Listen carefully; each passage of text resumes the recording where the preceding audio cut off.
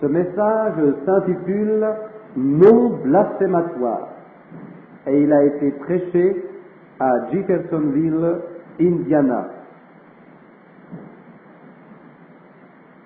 Voici donc le message de notre frère Branham.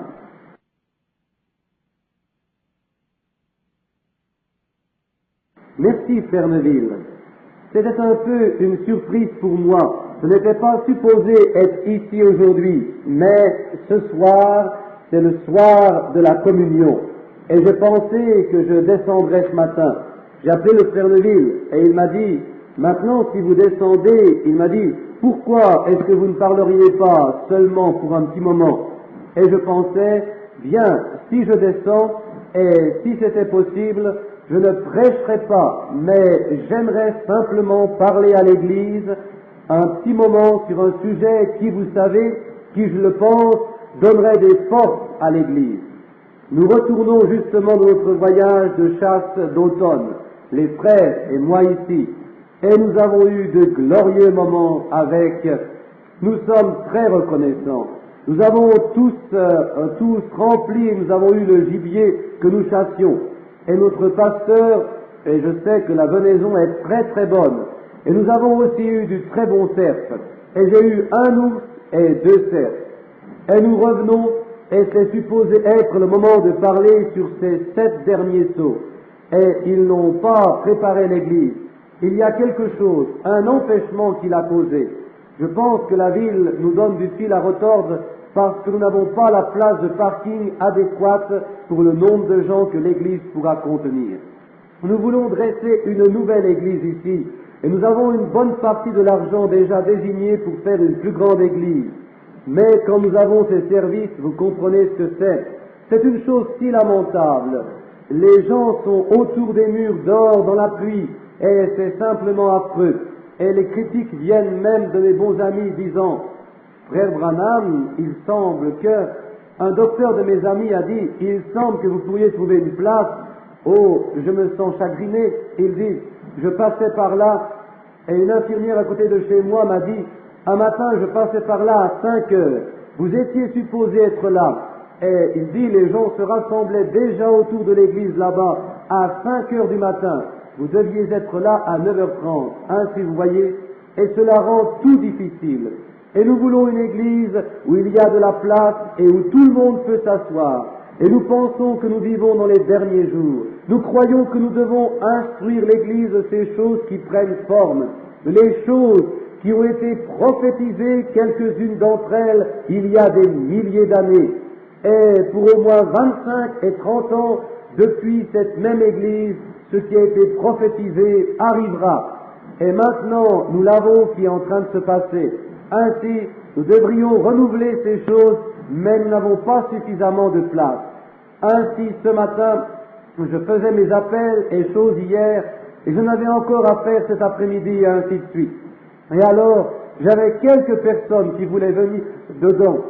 Un charmant jeune homme qui a une condition nerveuse, un frère prédicateur dans le champ missionnaire, et, plusieurs comme cela, et un frère de la Norvège.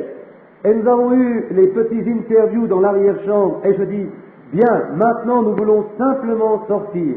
Et le frère Neville dit, bien, nous sortirons et nous dirons quelques mots pour affermir un peu l'église. Une des premières choses que je veux dire, j'ai écrit ici quelque chose sur du papier que je voulais dire quand je viendrai à l'église. Une chose que j'ai écrit concernait le décès de notre gracieux frère Taylor quand nous étions loin. Frère Taylor est venu à cette église pendant des années et des années. Je suis sûr que nous le connaissions tous, mais s'il y a des étrangers ici, c'était ce précieux vieux monsieur qui vous trouvait toujours un siège pour vous asseoir. Frère Taylor, la dernière fois que je l'ai vu, maintenant, avant de le revoir, un jeune homme, il était debout là à la porte, il y a 3 ou 4 dimanches. Il dit, j'aimerais avoir des livres, frère Branham. Je veux distribuer ces livres. Aussi nous, ce que je comprends, c'est qu'il avait du diabète. Et il vint dans le coma, ne sachant pas qu'il avait le diabète. Et il mourut. Non, il ne mourut pas. Il s'en alla simplement pour être avec le Seigneur Jésus. Et il était un fidèle, admirable frère, toujours soucieux des autres gens. Et sa joie était d'essayer de trouver une place à quelqu'un pour s'asseoir quand il venait à l'église. Et vous savez, peut-être quand nous traverserons la grande barrière, ne serait-il pas agréable de voir le frère Taylor là-bas, nous trouver une place pour nous asseoir de l'autre côté. Je pense qu'en commémoration pour le frère Taylor, je n'étais pas là pour parler à ses funérailles avec frère Neville, mais je veux dire un mot d'appréciation à sa veuve. Sœur Taylor, je suppose qu'elle est ici quelque part ce matin. Béni soit son cœur loyal. Frère Taylor dit un jour, venez me voir, j'ai un petit lac là-haut, j'ai mis quelques poissons dedans pour que vous puissiez venir et pêcher. Oh, toujours soucieux de quelqu'un d'autre. Et il y avait quelqu'un qui était soucieux de lui, c'était Christ, pour lui donner le salut. Et je pense qu'en commémoration, aussi pour cette Église, rassemblée comme un corps ce matin, levons-nous ensemble et inclinons nos têtes devant Dieu.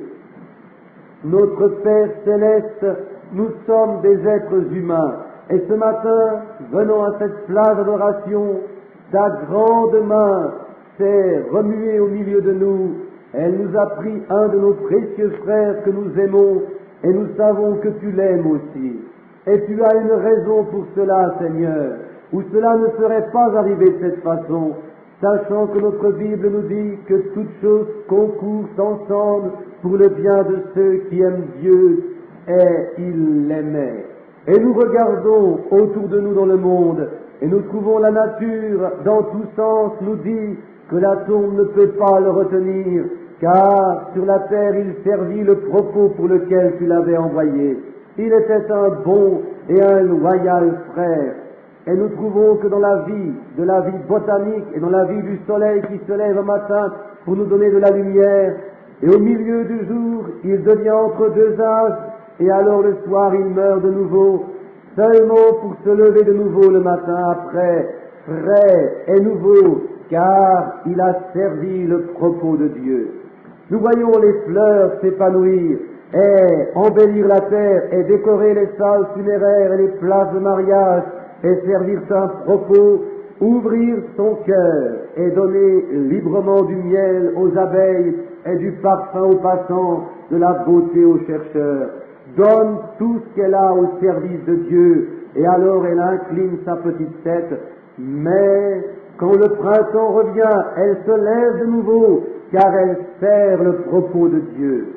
Alors, à la face de toute la nature et la Bible, la promesse et le Saint-Esprit, nous pouvons nous réjouir pleinement dans notre cœur de savoir que notre frère Taylor, la même chose, Seigneur, a servi le propos de Dieu. Et dire qu'il ne se relèvera pas de nouveau serait renier notre Bible, notre Dieu, et toutes les choses que Dieu nous a données à voir pour savoir qu'il y a une résurrection. Aussi, nous regardons vers le temps quand nous le verrons de nouveau, quand il sera jeune et en bonne santé, il ne sera plus jamais malade, il ne deviendra plus vieux. Bénis sa précieuse femme, sa loyale compagne. Oh, combien ils vont nous manquer, Seigneur, comme nous les voyons aller ensemble vers les temples et assis sur les petits bancs là-bas, pêchant et discutant, et combien c'étaient de vrais amoureux ensemble. Et maintenant, nous savons qu'un grand jour approche, quand les héros de la foi marcheront sous l'arche de triomphe et les anges rempliront l'air avec des hymnes, nous les verrons de nouveau dans cet endroit. Jusque-là, Seigneur, donne-nous du courage, bénis-nous et aide-nous. Frère Taylor nous manquera, et à tous ceux qui viennent dans cette église, comme il se tenait debout devant la porte et trouvant une place à celui qui venait écouter la parole de Dieu, afin qu'il s'assied à l'aise et dans le repos. Et l'autre jour, quand il trépassa, Seigneur, je priais pour que le grand archange de Dieu soit là, à la porte, pour lui trouver aussi une place, Seigneur, afin qu'il puisse s'asseoir, car il est écrit dans la Bible, les miséricordieux obtiendront miséricorde. Et jusqu'à ce que nous le revoyions, Seigneur, que son Sauveur demeure doux dans nos cœurs, jusqu'à ce que nous le rencontrions dans l'autre pays. Par le nom de Jésus-Christ, nous le demandons. Amen. Il nous manquera, ainsi qu'aux étrangers et ainsi de suite qui viennent à notre Église ou notre bâtiment ici pour adorer, que son âme repose en paix devant Dieu jusqu'à ce jour. Et un jour aussi, chacun de nous s'en ira un par un, jusqu'à ce que nous tombions comme cela le long de la ligne. Maintenant, alors que nous avons le temps et pouvons, préparons-nous pour ce temps qui arrive, car nous ne savons pas quand cela sera. Nous ne savons pas qui sera le prochain. Vivons pour qu'à chaque jour, si cela devait venir pour nous, nous soyons prêts. Maintenant, nous voulons annoncer quelque chose.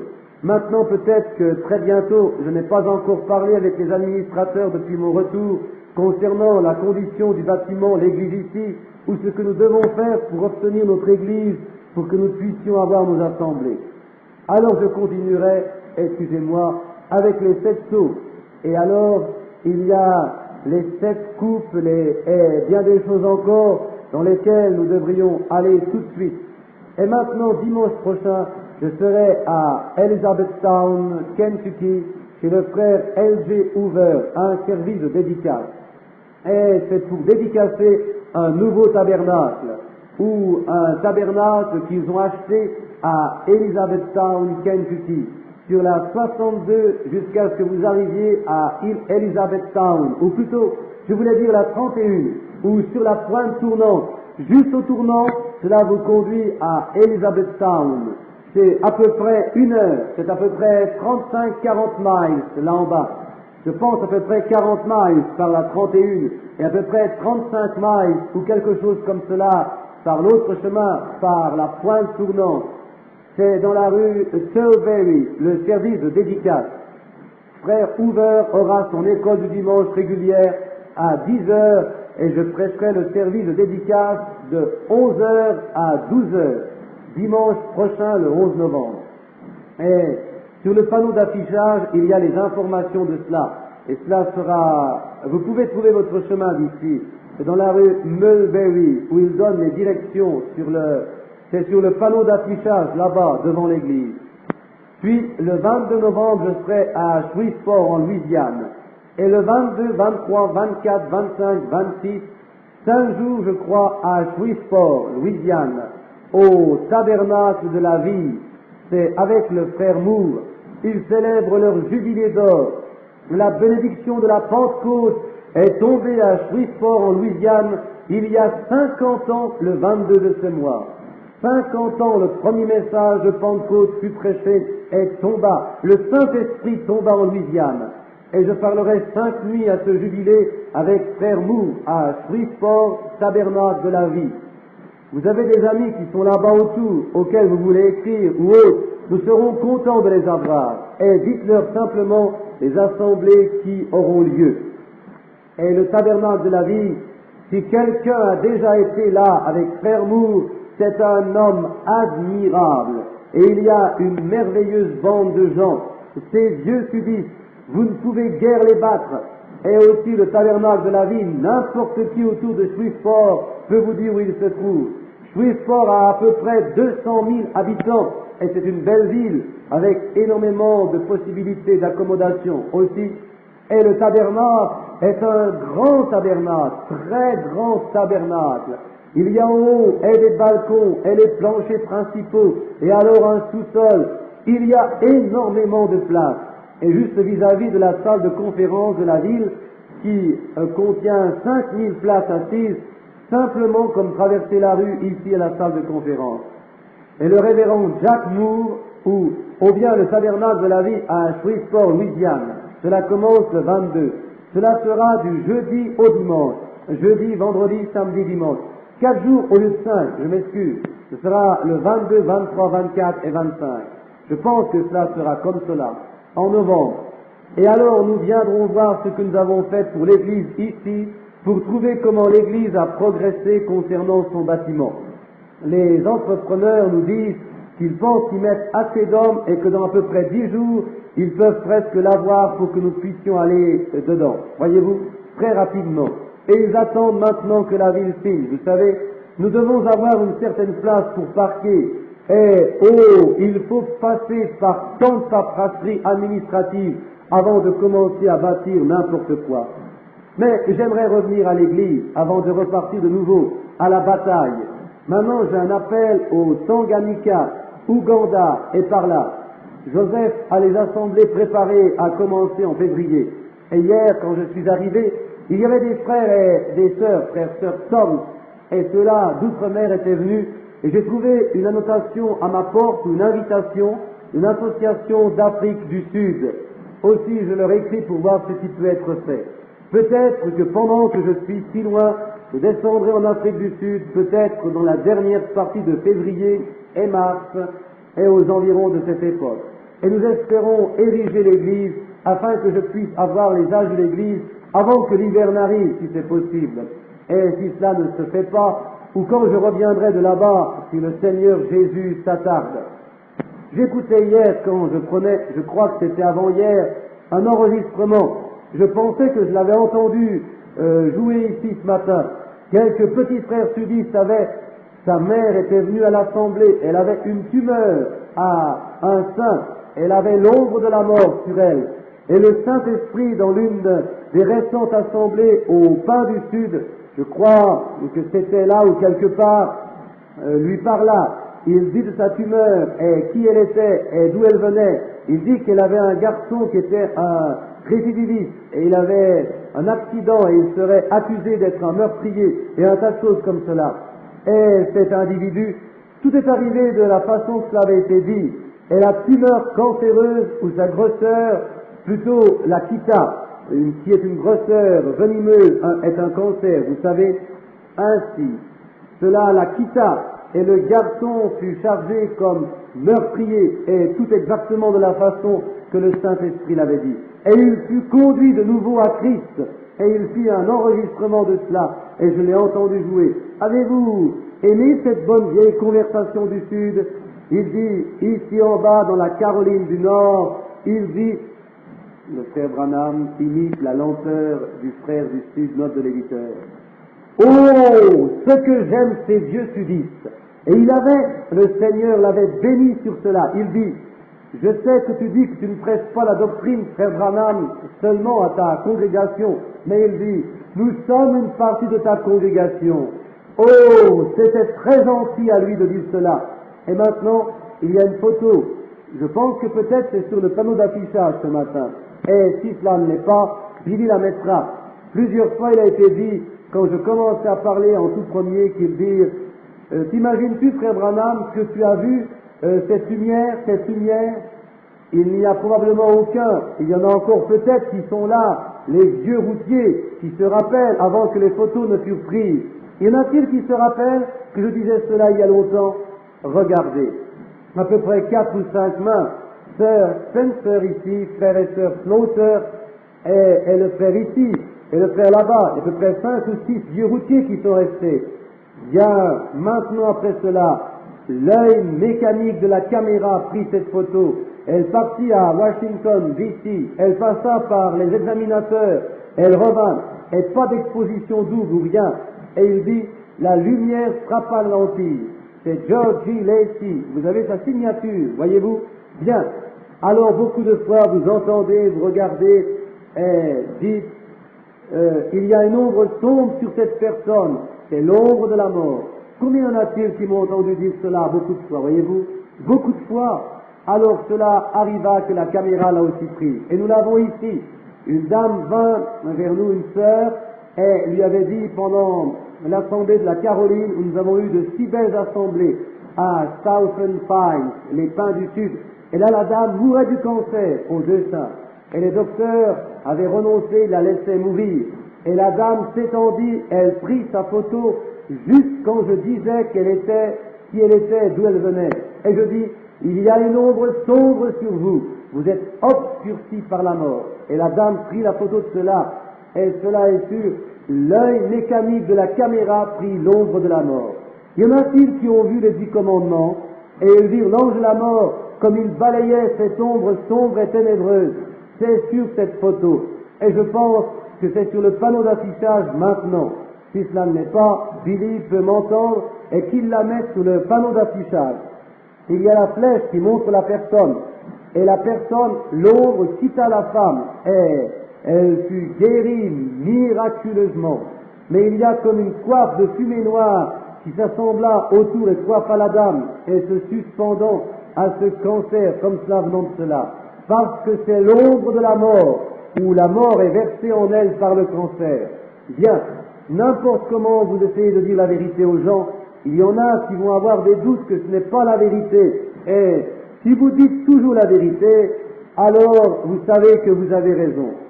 J'ai un ami qui est un rancher dans l'Ouest, et la conservation payait à peu près $4 000 pour une voiture à neige pour compter le troupeau d'élan qui était resté là-bas, à côté de la vallée de l'ennui. Monsieur Jefferies, qui est assis ici à l'église, je le conduisis à Christ, un infidèle complet.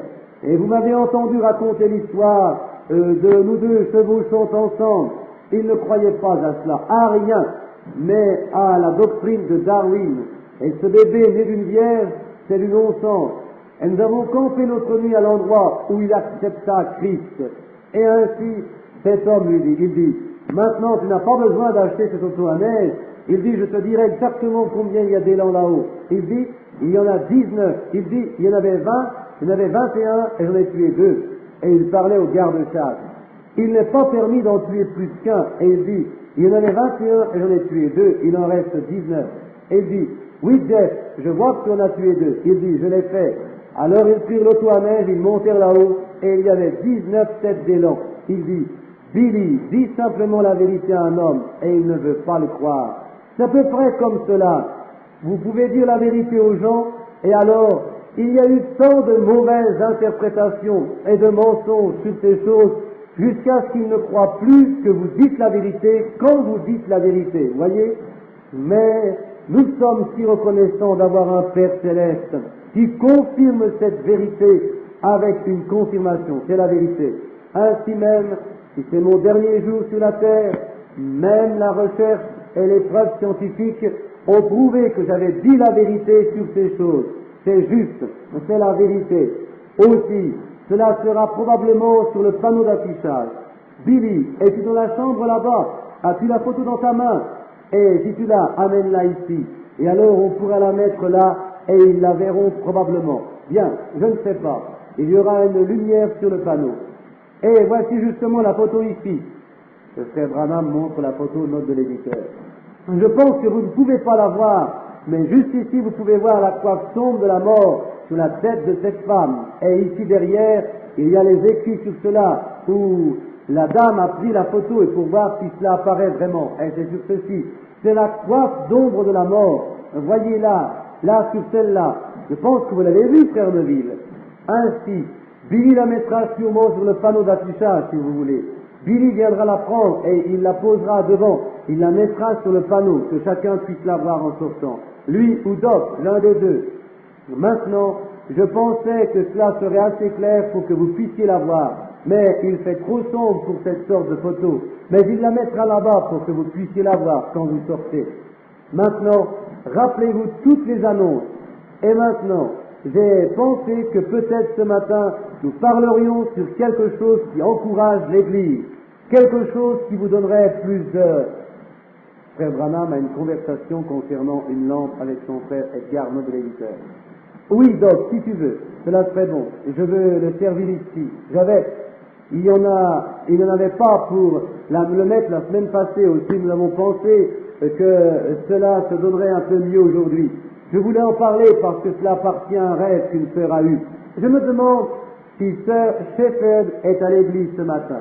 Je l'ai rencontrée l'autre nuit et c'était la première fois que je voyais cette femme. Actuellement, je ne savais même pas qui elle était. Est-elle, je pense qu'elle n'est pas ici. Si, cela vous dérangerait-il? Serait-il déplacé si je me référais à ce rêve? Sœur Shepherd, cela ne vous ennuierait pas? Bien, c'est très bien. Et avant d'approcher cela, inclinons de nouveau nos têtes. Gracieux Père Céleste, à toi nous donnons la louange pour toute ta bonté et ta miséricorde. Et maintenant, tranquillise-nous, Seigneur, afin que nous puissions étudier la parole du Dieu vivant, comme elle vient à nous par des visions, et confirmée par le Saint-Esprit appuyé par la Bible. Aussi, nous prions que tu nous donneras la compréhension que nous sachions quoi faire dans ces derniers jours, comme nous voyons les puissances mauvaises s'établir autour de nous. La bataille finale est aux environs d'être faite. Aide-nous, Seigneur, comme de vrais guerriers forts, laisse-nous garder le bouclier de la foi, avec la parole de Dieu, l'épée et avancer. Au nom de Jésus. Amen. Maintenant, pensant à avancer aux batailles comme une bataille se met en formation, prête à aller en action, une vraie bataille pour lutter, la lutte de la foi. Sœur Schaeffer d'ici et frère Schaeffer, qui sont nos très gracieux amis qui viennent à ce tabernacle, et ils sont de précieux enfants de Dieu. Et cette sœur Schaeffer, quand je prenais mon courrier, la sorte que Billy peut répondre, simplement quelqu'un dit « envoyez-moi tout de suite un tissu de prière ». Alors je prie sur eux et il leur répond. Mais quand il y a une lettre individuelle, je dois y répondre moi-même. Vous voyez, aussi je prie mon courrier individuel. Et ainsi je le prenais à la maison et je le lisais là. Et c'était dit de sœur Schaeffer. C'était un rêve qu'elle avait eu il y a quelques mois. Elle ne pouvait jamais l'avoir exact jusqu'à il y a 2 ou 3 dimanches quand j'enseignais sur les 7 âges de l'Église et les 7 fruits, 2 pierres. Comment cela prend de 2 pierres 1 d'ajouter à notre foi. Voyez-vous, premièrement, fondamentalement, c'est la foi. Deuxièmement, ajoutez à votre foi la vertu. À votre vertu, la connaissance. À votre connaissance, la tempérance. À la tempérance, la patience. À la patience, la piété. À la piété, l'amour fraternel. La bonté fraternelle. Et alors, l'amour, c'est la pierre de fête. 7 de ces choses. 7 âges de l'Église, voyez-vous, et 7 étoiles des âges de l'Église. Et tout cela mêlé ensemble par le Saint-Esprit. Maintenant, voilà ce que cela prend pour devenir un serviteur du Christ. Christ a bâti son Église dans 7 âges de l'Église, son épouse, une personne, une femme, une Église. 7 âges de l'Église constituent et font l'épouse. Et quelques-uns de cet âge-ci, quelques-uns de cet âge-là, quelques-uns de cet âge-là, et tous ensemble, et se façonnant comme une pyramide. Comme Enoch qui bâtit les pyramides que nous croyons, et la pierre de fête ne fut jamais mise sur elle, parce que la pierre de fête a été rejetée. Et nous la prenons maintenant pas comme doctrine, mais comme quelque chose pour comprendre seulement pour l'Église ici que c'est Dieu se fait lui-même parfait en toi. Il se fait lui-même parfait dans le Père, le Fils et le Saint-Esprit, 3 offices d'un même Dieu.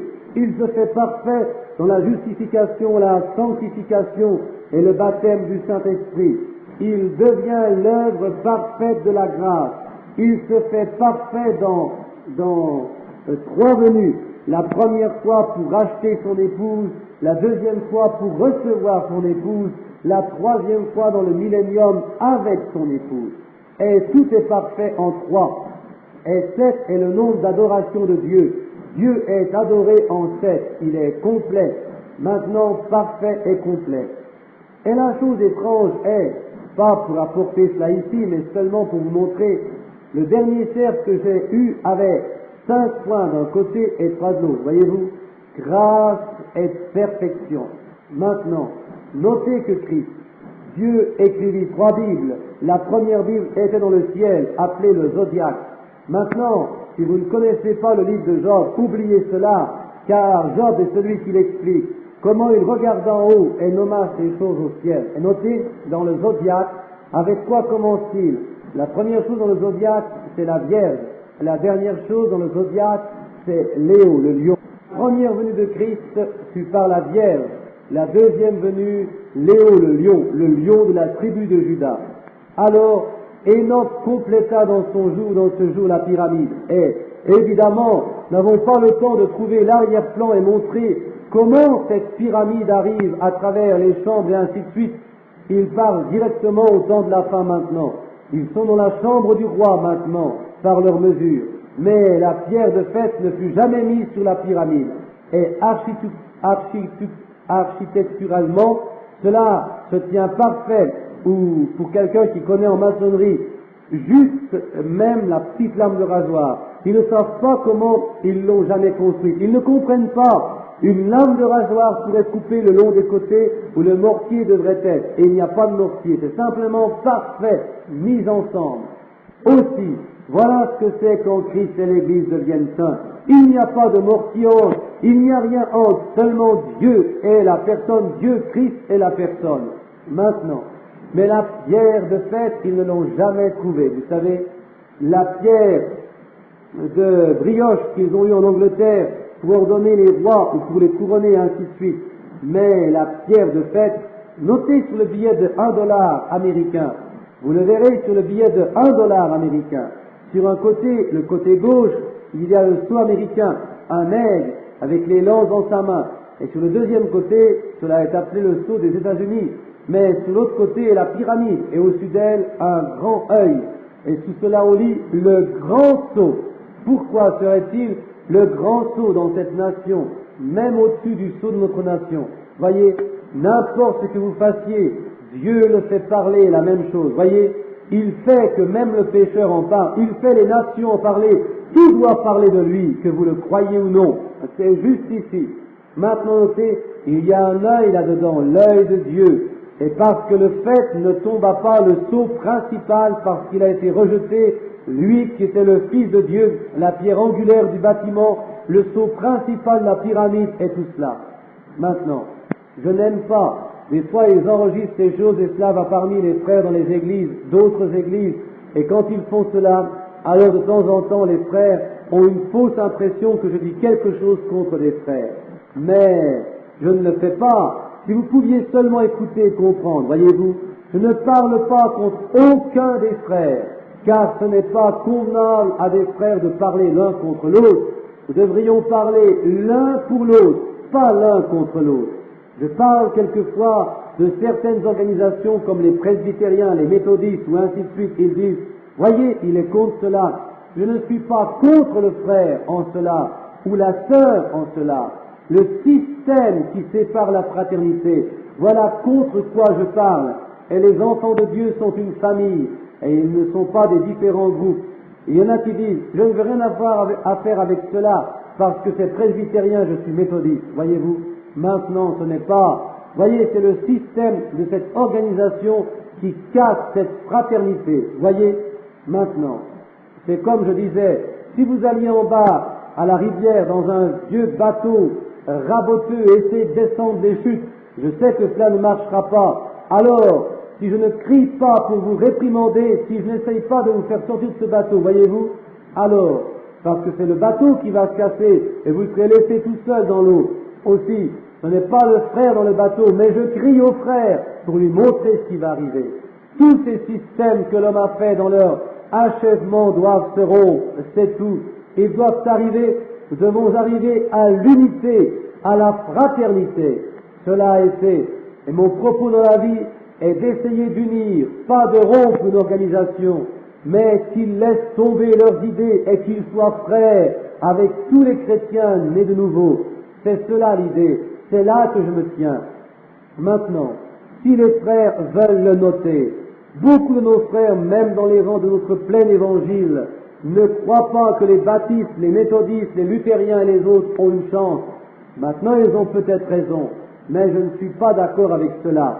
Je crois que cet âge, l'âge de Luther, et cet âge-ci qui fut appelé, je crois, l'âge de Sardes, et alors l'âge de Philadelphie pour les méthodistes, et alors les pentecôtistes, l'âge de la Odyssée, je crois que ce sont des âges, et Dieu, dans chacun de ces âges, a pris un peuple élu, et dans cela, comme Hébreux 11 le dit, que sans nous ne sont pas arrivés à la perfection. Voyez-vous, et maintenant l'Église est venue à cela, venue tout le temps dans une minorité jusqu'à ce qu'elle soit dans l'âge de la Pentecôte. Maintenant, la raison pour laquelle je dis ceci, que vous puissiez avoir une idée sur ce que la sœur rêva, et son rêve est certainement en comparaison, en conformité avec ce que j'ai enseigné. Notez maintenant ici toutes ces choses que 1 Pierre, le verset 6 et 7 nous dit, amenez par votre foi, c'est la première chose. Maintenant je dis que des gens prétendent avoir eu ces vertus sans être né de nouveau. Et je crois que j'ai fait une dure remarque, et j'ai dit que c'est comme un merle essayant de se mettre des plumes de paon et se faisant lui-même un paon. Il ne peut pas le faire. Cela doit être une plume naturelle qui pousse de lui, de dedans de lui, alors c'est là que devrait sortir cette plume. Et j'ai toujours été accusé d'être dur avec nos sœurs, concernant couper leurs cheveux courts, les manucures et ainsi de suite, et maintenant, au travers de tous leurs visages et ces choses, j'ai toujours été accusé d'être dur avec nos sœurs. Ce n'est pas que j'ai quelque chose contre cela, je ne dis pas que la femme n'est pas une femme bonne, que c'est une faiseuse de trottoir ou autre. Non, ce n'est pas mon attitude, mais c'est ceci. Si elle met tant d'artificiel en dehors, cela montre qu'il y a beaucoup d'artificiel en dedans, voyez-vous, où cela devrait être rempli avec Christ, parce que le dehors exprime toujours ce qu'il y a dedans. À leurs fruits, vous les reconnaîtrez, vous voyez, et où Christ devrait être là-dedans, et se soucier de Dieu, et se soucier de ces autres choses, au lieu de tant de pompes artificielles, et vous savez, des paupières vertes, et ne paraissant même pas humains, et toutes ces sortes de choses. Je ne suis pas simplement pour cela. Je ne crois pas que la Bible soit aussi pour cela non plus. J'aime être seulement ce que nous sommes. Notez maintenant, si elle n'a pas d'ombre, elle veut en mettre. Si elle n'a pas de dents, et en a besoin. Si elle n'a pas de bras, et en a besoin d'un. Si elle n'a pas de cheveux, et en a besoin. Vous n'avez pas ces choses, c'est différent. Mais si vous tirez vos vraies bonnes dents, parce qu'elles ne sont pas aussi brillantes qu'elles devraient être, alors vous avez mal fait. Si vous avez des cheveux roux et vous en voulez des noirs et vous allez vous les faire teindre noirs seulement parce que vous avez mal fait, oui, je le pense. Mais la chose principale, il n'y a pas d'écriture sur cela, seulement pour couper vos cheveux, il y a des écritures sur cela. Il y en a tant qu'on veut, aussi nous voulons nous assurer pleinement que c'est juste. Maintenant, notre sœur dans un rêve, elle rêva qu'elle, premièrement, elle fut inquiétée. Quel sens y a-t-il d'essayer de combattre au travers de la vie si Dieu demande de nous de recevoir le Saint-Esprit et si nous ne l'avons pas? Maintenant, je ne crois pas, ils enregistrent peut-être ceci, mais s'ils ne le font pas, ou s'ils le font, c'est seulement pour l'Église. Voyez-vous? Maintenant, si quelques frères se trouvaient en possession de cette bande et que vous entendez ma voix, frères, sur ceci, rappelez-vous, j'enseigne cela à mon Église. Et toujours devant votre assemblée, examinez ces enregistrements. Et si vous le voulez, si vous ne voulez pas que votre congrégation les entende, ne les laissez pas les entendre. Mais j'essaye seulement de dire à ce petit groupe ici que moi, que le frère Neville et moi, par le Saint-Esprit, essayons d'être les pasteurs et de leur enseigner.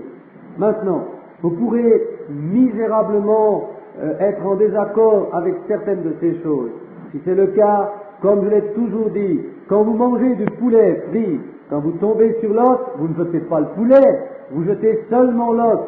Faites toujours cela. Vous tombez sur un noyau en mangeant du gâteau aux cerises, vous ne jetteriez pas le gâteau, vous jetez seulement le noyau. Aussi, vous faites la même chose quand vous écoutez ceci. Maintenant, je crois que c'est la raison pour laquelle il y a tant de confusion aujourd'hui concernant le Saint-Esprit. Cela n'est pas enseigné correctement. Je crois que le baptême est enseigné et dit seulement le baptême, mais alors, sachez, comme vous dites, automobile, mais j'ai plusieurs mécaniciens dans cette église et je ne sais rien du tout sur cela. Aussi, si je fais une faute, frère, rappelez-vous, je ne suis pas un mécanicien. Il doit y avoir des bobines, des bougies, des poutrelles, des valves, et tout ce qui fait l'automobile. Et quand vous parlez du baptême du Saint-Esprit, il y a beaucoup qui va avec cela, voyez-vous, il y a beaucoup qui va avec cela. Et voici ce que je pense que Dieu donne la preuve que le Saint-Esprit est ici, voyez-vous. Maintenant, Pierre dit d'abord la foi. Maintenant, regardez-le de tout près. Nous allons enseigner cela pendant quelques minutes. La foi, maintenant c'est la première chose. Et ajoutez à votre foi la vertu, à votre vertu la connaissance, à votre connaissance la tempérance, à votre tempérance la patience, à votre patience la piété, à votre piété l'amour fraternel, la bonté fraternelle. Et alors l'amour, et tout le monde sait que l'amour c'est Dieu. Dieu est amour, voyez-vous. Maintenant de cela, et alors apportez cela dans les 7 âges de l'Église. Dieu construit dans 7 âges de l'Église une épouse pour Christ. Et à travers l'âge de Philadelphie, l'âge de Thyatire, l'âge de Pergame, l'âge de Smyrne, l'Éphèse, une Église que Jésus a dit que l'époux vienne dans la première veille ou la 7e, veillez, et toutes ces vierges, réveillez-vous. Elles se réveillèrent, les vierges d'Éphèse, de Smyrne, de Pergame, de Thyatire, de Sardes, de Philadelphie, de Laodicée. Avez-vous noté? C'était le 7e âge quand il vint, et il réveilla ces vierges qui dormaient. Cela les apporte juste tout ici en bas, voyez-vous, car dans cela, à travers les années et les âges, il a construit une épouse, il a donné naissance à une épouse, il engendra une épouse sur la terre pour Christ. Et de la même manière, il engendra cette épouse, il a engendré des individus. Maintenant, je dis ceci en arrière-plan, afin que vous voyez quand le rêve de la sœur sera dit. Maintenant, ces choses doivent absolument être dans le chrétien, avant que le Saint-Esprit ne les scelle, avant que ceux-ci ne descendent au-dessus et fassent une unité parfaite. Maintenant, le rêve de notre sœur, elle était inquiète pour savoir si elle avait le Saint-Esprit ou non. Et quand elle s'allongea sur le canapé où son mari lisait un journal, elle a des petits comme j'en ai, et ils font toujours du bruit et autres, et ainsi elle s'endormit là-dedans pour approximativement 10 ou 15 minutes. Et elle rêva. Elle ne pouvait jamais le comprendre, le mettre ensemble depuis il y a presque 1 an, jusqu'à ce que ce message fût enseigné. Alors pendant que je l'enseignais, tout lui revint. Elle rêva qu'elle priait. Premièrement, avant qu'elle ne dorme, elle circulait sur le plancher en se tenant les mains et pensant « Seigneur, est-ce que j'ai le Saint-Esprit? Peux-tu me le prouver ?» Il y en a qui disent que parce que j'ai crié, ou d'autres qui disent parce que j'ai parlé en langue. Nous croyons en tout cela, mais est-ce que je l'ai vraiment? Je crois à toutes ces choses, je crois à ces vertus, le parler en langue, crier, toutes ces sortes de démonstrations, je crois absolument tout cela, mais si c'est ici sans cela, il y a quelque chose de faux, voyez-vous? Maintenant, voyez, vous avez une coquille, notez, elle était inquiète à cause de cela, aussi elle était allongée à travers le canapé où son mari lisait, elle s'endormit, elle rêva qu'elle était sur une montagne, et dans cette montagne, le mieux, je n'ai pas le papier devant moi, mais je crois que c'est comme ceci. Elle rêva qu'elle vit une boîte en pierre, comme un encadrement reposant sur le sommet de cette montagne. Et son mari était juste derrière elle. Et elle vit un grand homme debout, avec ses habits de travail, les manches retroussées, vidant l'eau la plus pure qu'elle n'ait jamais vue, et la versant dans la boîte, cette boîte en pierre, reposant au sommet de la montagne. Et la boîte en pierre ne pouvait pas retenir l'eau. Elle roula de cela et elle bouillit toute la saleté et les baguettes qu'il y avait là-dedans. Elle déborda, elle roula en bas de la montagne, elle roula sur ses pieds, elle était debout dans cette matière. Seulement cela ne colla pas à elle. Et alors elle demanda pourquoi la boîte ne retenait pas l'eau. Et l'homme dit, ce n'est pas de l'eau, c'est le Saint-Esprit. Et il dit, rien ne peut le retenir.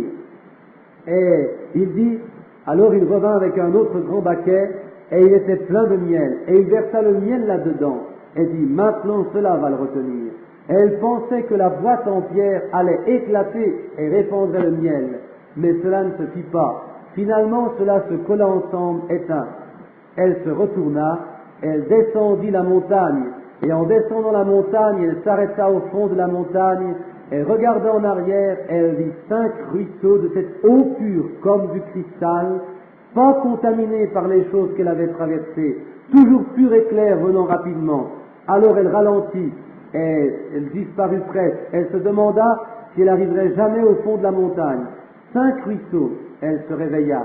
Je pense que c'est tout près d'être juste, n'est-ce pas, sœur Shepherd? Maintenant, aussitôt que je pris la lettre et l'ouvris, avant que je la lise, je vis son rêve. Maintenant, c'est de cette façon que les rêves sont interprétés. Maintenant, il y en a beaucoup de vous qui viennent à moi avec des rêves et me dire des choses concernant leurs rêves. Je dis, attendez une minute, vous ne l'avez jamais tout raconté, voyez-vous, et retournant, je le reçois. Alors, si vous ne pouvez pas dire ce que vous avez rêvé, comment savez-vous si l'interprétation est juste ou pas? Voyez-vous, vous devez voir le rêve. Une vision doit vous montrer le rêve.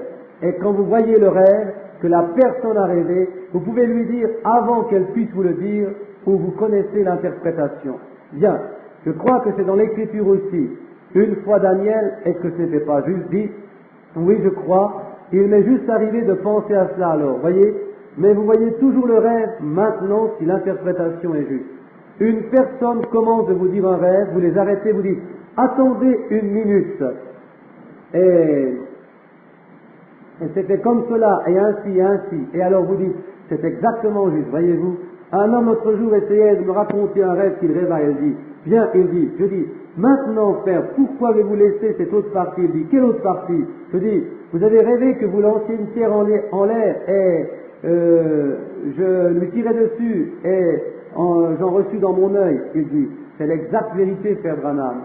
Ils ont seulement enlevé la dernière partie de celui-ci hier. Ainsi là, vous y êtes. Voyez-vous, vous voyez? Pourquoi ne laissez-vous pas? Dites la vérité sur cela. Mais vous voyez, cela se révèle toujours ce que vous avez rêvé. Alors, vous savez que c'est juste. Maintenant, voici l'interprétation de son rêve. Elle était inquiète au sujet du Saint-Esprit. Maintenant, pour autant qu'elle ait vu la boîte sur le sommet de la montagne, c'était le rocher, la boîte en pierre, c'est le rocher de la confession. Maintenant, comme Jésus dit dans l'Écriture, il dit, Pierre dit, Jésus dit, qui dit-on que je suis, moi, le Fils de l'homme? Et un dit, tu es Élie, et Moïse, et ainsi de suite. Et il dit, mais qui dites-vous que je suis? Il dit, tu es le Christ, le Fils du Dieu vivant. Maintenant, il y a des gens qui disent, maintenant l'Église catholique dit, l'Église catholique romaine dit qui était le rocher dont Jésus a parlé. Sur ce rocher je bâtirai mon Église, et les portes de l'enfer ne prévaudront pas contre elle. Ils disent que c'est sur Pierre, et que Pierre était ce rocher, parce que Pétrus veut dire petite pierre, et sur cette petite pierre je bâtirai mon Église. Et sur Pierre, la succession apostolique, ils bâtissent l'Église. Alors l'Église protestante dit, c'est faux, c'est sur lui-même qu'il bâtit l'Église. Maintenant, pas pour être désagréable, mais à ma manière de le voir, les deux sont faux, car il ne l'a jamais bâti sur Pierre et non plus sur lui-même, mais sur la révélation que Pierre avait reçue de qui il était. Voyez, qui dit-on que moi, je suis le Fils de l'homme? Tu es le Christ, le Fils du Dieu vivant. Béni sois-tu, Simon, fils de Jonas, car la chair et le sang ne t'ont pas révélé cela. Quelques séminaires, voyez-vous, mais mon Père qui est au ciel te l'a révélé. Tu es Pierre, et sur cette pierre de confession, sur cette révélation, je bâtirai mon Église. Et cela a été, chaque âge de l'Église a eu ce rocher de confession, jusqu'à ce rocher de confession de Laodicée. Et maintenant, vous ne pouvez pas faire une sainte Église. Il n'y a rien comme une sainte Église ou une sainte organisation. Le Saint-Esprit peut être prêché dans une Église, mais à l'intérieur, vous trouvez du bon et du mauvais, des renégats, des indifférents et bien d'autres choses. Aussi, une organisation ne tiendra pas. Vous ne pouvez pas dire, nous l'avons, personne d'autre ne l'a. Non, monsieur. Le Saint-Esprit est déversé sur des individus. C'est individuel. Ainsi donc, le rocher, ce dernier jour de l'église de Pentecôte qui a reçu le Saint-Esprit comme il l'avait au commencement. Et à travers tous les âges, ils reçurent le Saint-Esprit, mais pas dans la mesure qu'ils l'ont maintenant, car c'est la restauration du début. Comme nous prenons le chandelier, l'alpha et l'oméga, comme ils allument la première bougie, elle devint plus haut et plus haut, elle devint plus sombre et plus sombre, et alors cela revient de nouveau. Voyez-vous, le premier et le dernier, ainsi de suite. Maintenant, mais dans cet âge de l'Église, le message est versé dans l'Église, mais le corps de l'Église lui-même tout ensemble, comme ce tabernacle, nous dirons, c'est où elle vient à l'Église, ce tabernacle n'est pas le tabernacle du Saint-Esprit. Il n'y a rien comme cela. Les individus qui viennent dans cette Église sont les tabernacles du Saint-Esprit. Ce sont les tabernacles qui contiennent le Saint-Esprit, mais pas l'Église dans le corps du groupe. Ainsi, il en jaillit. Mais cet homme qui versait de l'eau, le messager à l'Église versant le message dans l'Église. Mais que faisait l'eau? Elle bouillait au dehors toute la saleté qu'il y avait dedans. C'est ce que le Saint-Esprit fait. Il chasse tout cela dehors. Maintenant, le miel représentait l'amour fraternel, la bonté fraternelle qui est cet art. Je viens d'avoir fini de vous dire sur la bonté fraternelle l'âge dans lequel nous vivons. Maintenant, vous pouvez dire, regardez, je n'aime vraiment pas frère Neville, ou je n'aime vraiment pas frère John, ou je n'aime pas frère tel et tel, et quelque chose comme cela, mais que quelque chose lui arrive, frère, votre cœur est brisé, cela vous tue presque, voyez-vous, nous pouvons obtenir la bonté fraternelle et des sentiments l'un pour l'autre, voyez-vous, mais pour maintenir dans un groupe de personnes, pourquoi vous souciez-vous de ce frère? Parce que vous rompez le pain avec lui ici à l'autel, comme vous le ferez ce soir. Vous êtes associés avec lui, vous lui serrez la main, vous adorez avec lui, c'est votre frère. Il fera peut-être quelque chose dans la chair avec quoi vous ne serez pas d'accord, parce que vous essayez, ce que vous ne devriez pas faire, de l'éviter un peu, mais dans le fond de votre cœur, si quelque chose arrive à ce frère, cela vous tuera presque, ou cette sœur. Je suis un vieil homme. Une fois j'étais jeune et maintenant je suis vieux. J'ai vu faire cela à travers l'âge. Entendre les gens dire « Viens, je ne veux plus rien avoir à faire avec lui ». Et quelque chose arrive à cet homme et cela le tue presque. Il pense « Oh Dieu, j'ai laissé partir mon précieux frère sans avoir été de nouveau ami avec lui. » Voyez, c'est l'amour fraternel. Il semble que cela ne collera pas, mais cela colle. Le miel, cela colle. Maintenant, autant qu'elle descendit de là en bas, la colline jusqu'au pied de la colline. Maintenant, cette eau glorieuse jaillissait de la colline en 5 ruisseaux. Maintenant, 5 est le nombre de la grâce. Jésus fait, foi en anglais, la grâce, voyez, 5 c'est le nombre de la grâce. 5 ruisseaux coulaient de l'ange là-haut jusqu'ici en bas. Et chacun de ces âges a eu le rocher de confession. Les saints dorment, ils attendent, voyez, jusqu'à cet âge. Mais bientôt le Saint-Esprit étant versé de Christ viendra et scellera l'Église. Alors l'Église sera enlevée. Cela sera une unité complète de Dieu, une épouse pour Christ qui sera la tête de toutes choses. Vous me suivez maintenant? Maintenant, elle se demandait, maintenant dans son rêve, elle se demandait, est-ce que ce petit ruisseau arrivera au fond, voyez? Il s'asséchait. Maintenant, étant donné qu'elle m'aime, maintenant voilà où je veux que vous arriviez maintenant. Elle-même se demandait à propos d'elle-même, est-ce qu'elle avait le Saint-Esprit? Maintenant, j'ai évité de dire cela il y a quelques jours, pensant que l'Église serait assez spirituelle pour le comprendre. Et peut-être que je ferais mieux d'arrêter l'enregistrement maintenant, car je ne veux pas que cela sorte entre frères. Mais vous pouvez parler en langue, vous pouvez crier, vous pouvez danser, vous pouvez chasser les démons, et vous pouvez faire ce que vous voulez, et ne pas encore avoir le Saint-Esprit. Les disciples ne sont-ils pas revenus se réjouissant et criant parce que les démons leur étaient soumis? Et Jésus, juste au milieu d'eux était Judas.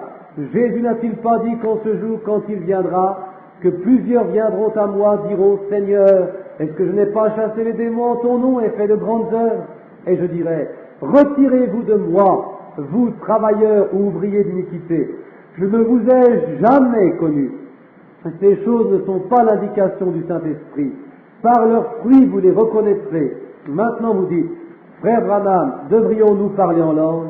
Absolument, ce sont des dons de Dieu. Mais ces dons de Dieu, sans ces vertus en eux, sont des pierres d'achoppement pour l'incroyant. Ce n'est pas accepté par Dieu. Cela doit venir en premier. Et quand vous avez la foi, la vertu, la connaissance, la tempérance, la patience, la piété, l'amour fraternel, alors le Saint-Esprit descend et il vous scelle comme une unité. Et la façon dont il fait son épouse et la façon dont il fait un individu, il fait du même matériel, comme Ève était faite d'Adam, une côte du côté d'Adam. Voilà les choses que vous devez d'abord avoir. Vous ne pouvez pas les personnifier, vous ne pouvez pas les imiter. Elles doivent être venues de Dieu et nées de Dieu. Et l'imitation ne cause que la confusion. C'est comme je disais, pouvez-vous vous imaginer voir une buse debout là, une plume de colombe plantée dans ses ailes disant « Voyez, je suis une colombe ». Ce n'est pas une colombe, c'est une buse, un vautour. Pourriez-vous vous imaginer un merle avec des plumes de paon dans ses ailes et disant « Voyez, c'est quelque chose qu'il a enfoncé là, mais cela doit venir du dedans en dehors. » Et cela produit le christianisme. Dieu, par la puissance du Saint-Esprit, Et notre sœur avait ses pieds mouillés quand elle arriva en bas. Nous tous savons que sœur Schaeffer est une charitable. Sa maison est ouverte, elle et frère. Cela m'est égal si c'est un vagabond, mendiant ou quoi que ce soit. Ils lui donneront à manger, ils feraient n'importe quoi pour lui venir en aide. Oh, Dieu accepte cela, sa part de dotation. Et voici, maintenant, écoutez cette leçon. Voici ce qui ne va pas avec je ne devrais pas être branché pour ceci. Voici ce qui ne va pas avec le tabernacle Branham. Vous voyez, il y a deux différentes sortes de foi. Il y a deux différentes sortes de vertus, comme je l'avais dit l'autre jour. Deux différentes sortes de connaissances, deux différentes sortes de tempérance. Un pense que c'est l'interdiction. Ce n'est pas la sorte de tempérance dont Dieu parle. C'est cet incontrôlable tempérament que vous avez, choses de ce genre. Faire des histoires, etc. La patience et ainsi de suite, il y a une moquerie de cela, une prétention d'être, une foi donnée par la nature, une vertu donnée par la nature, il y a une tempérance donnée par la nature, et toutes ces choses sont données par la nature. Et la plus grande partie de notre foi, c'est une foi mentale. En écoutant la parole, cela nous apporte à une reconnaissance mentale de Dieu. Mais si cela vient d'en haut, ô frère, si elle saisit cela, il y a une foi divine et spirituelle. Alors, que fait cette foi? Cette foi ne reconnaît que la parole. Qu'importe ce que les autres disent, elle ne reconnaît que la parole, parce qu'au commencement était la parole, et la parole était avec Dieu, et la parole était Dieu, et la parole est encore Dieu, et la parole s'est faite chair, elle a habité parmi nous. Et quand la parole elle-même est versée dans notre foi mentale devient une révélation spirituelle. Et sur cette fondation, je bâtirai mon Église. Voyez, pas sur une conception mentale de joindre une assemblée, une conception mentale de cela, mais sur la révélation. Et quand ces ruisseaux de grâce sont versés dans la foi mentale que vous avez, alors sur cela, une révélation spirituelle. Je bâtirai mon Église, et les portes de l'enfer ne prévaudront pas contre elle. Oh, quelle chose glorieuse! Maintenant, voyez, la foi, ces 5 ruisseaux. J'avais un morceau de craie ici, mais je pense qu'il n'est pas sorti. Mais les 5 ruisseaux que vous voyez descendent ici à travers, le trempent ensemble. C'est le Saint-Esprit qui fit l'église des fêtes. C'est le Saint-Esprit qui brilla dans l'église de Smyrne. C'était le Saint-Esprit qui donna l'église de Pergame, l'église de Thyatire dans l'âge des ténèbres. C'est le Saint-Esprit qui construit cette épouse, cette élue, qui est sortie de tous les systèmes d'organisation à travers les âges comme cela. Et il y a une épouse de Jésus-Christ, élue et prédestinée, que le Saint-Esprit a appelée à sortir, l'élu. Et ce fut le Saint-Esprit dans cet âge, celui-là, jusqu'en haut. Le Saint-Esprit, et maintenant, comme dans les individus, ces vertus et ces choses sont la connaissance, la tempérance, cela est ajouté à votre foi. Alors, quand la pierre de fête vient, quand le Saint-Esprit la cimente ensemble, c'est le baptême du Saint-Esprit. Ah, voilà pourquoi c'est si rare aujourd'hui. Laissez-moi voir ici, j'ai un texte écrit ici, voyons, j'avais un dessin dessiné pour son rêve, voyez, vous ne pouvez pas le voir de là-bas. Maintenant, venant du Saint-Esprit, qu'est-ce qui vient? Alors, il vous donnera la foi surnaturelle, la foi spirituelle, qu'ici en bas. Alors, cette foi spirituelle ne reconnaît que la parole. Qu'importe ce que n'importe qui dit, cela ne fait rien de bon. Cela ne reconnaît que la parole. Et si quelqu'un dit le jour des miracles est passé, cette foi ne connaît que la parole. Quelqu'un dit il n'y a aucune chose comme le baptême du Saint-Esprit, cette foi ne connaît que la parole. C'est de la foi réelle et spirituelle. Vous voyez, c'est juste, vous voyez, cela ne connaît que la parole. Et alors, c'était le numéro 1. Numéro 1 venant à vous, votre foi mentale, jusqu'ici, vient le Saint-Esprit, venant dans votre foi mentale en faisant une foi spirituelle. Alors la foi spirituelle ne reconnaît que la parole. Maintenant, numéro 2 et 3, alors vous allez être spirituel, vous aurez le Saint-Esprit, il scellera toutes ces choses au-dedans de vous, alors que le Saint-Esprit les couvre. De votre foi au Saint-Esprit, il vous scelle avec Christ, alors vous devenez un. Amen. Enlevez ces choses de mon chemin, c'est dur pour vos bras. Vous devenez un. Voyez, vous et Christ vivez ensemble. Et en ce jour, vous saurez que je suis dans le Père est en moi, moi en vous et vous en moi. Voyez-vous? Alors, c'est une unité du Seigneur Dieu scellée, maintenant. Et alors, il faut revendiquer, placer, et quand ce temps prend place, ils deviennent revendiqués comme des fils et des filles de Dieu. Vous rappelez-vous dans le livre de Matthieu, chapitre 17, le 1er au 5e verset, Jésus sur le mont de la transfiguration, vous m'avez entendu? Écoutez-le, ce sermon que j'ai prêché il y a peut-être une année et qui devint si populaire. Écoutez-le. C'était le placement ou l'adoption d'un fils dans Éphésiens 1:5. Ainsi qu'il est écrit, Dieu nous a prédestinés à être des fils adoptifs. Voyez, une famille. Quand un fils est né en elle, alors c'est un fils. Mais ce fils avait des tuteurs pour l'élever. Et si ce fils n'arrivait jamais à être la vraie sorte de fils, il ne devenait jamais héritier. Mais s'il était le vrai fils, et le fils qui obéirait à son père, alors ce fils serait adopté et placé en position. Il deviendrait héritier de ce que le père avait. Et c'était ce que Dieu faisait sur le mont de la transfiguration, quand il prit son propre fils, après qu'il ait été prouvé que c'était le vrai fils. Voyez-vous, il avait tenu à toutes les tentations, et il le prit sur le mont de la transfiguration, et il le couvrit de son ombre. Vous savez, dans l'Ancien Testament, il prenait un fils, il l'habillait dans un très bel habit, et il le présentait devant le public, et ils avaient la cérémonie de l'adoption, de placement, nous l'appelons l'adoption. Et dans Galates, je crois que Saint Paul s'y réfère comme fils adoptif. Maintenant, en plaçant un fils, les pasteurs comprendront, et ceux qui lisent la Bible spirituellement, placer ce fils. En d'autres mots, le fils était un fils quand il naquit. C'est là où nos gens pentecôtistes ont fait leur faute. Être né dans la famille par le Saint-Esprit, c'est juste, mais alors nous devons être la vraie sorte d'enfants enseignés par le bon tuteur. Voyez-vous? Maintenant, si un homme dans l'âge ancien pensait à son fils et il voulait qu'il soit la bonne sorte de fils, alors il prenait le meilleur tuteur qu'il pouvait trouver, le meilleur enseignant, car il voulait que son fils grandisse comme son père. Voyez-vous, aussi il prenait le bon tuteur. Maintenant, si un homme sur la terre pensait au meilleur tuteur, que pensez-vous de notre Père?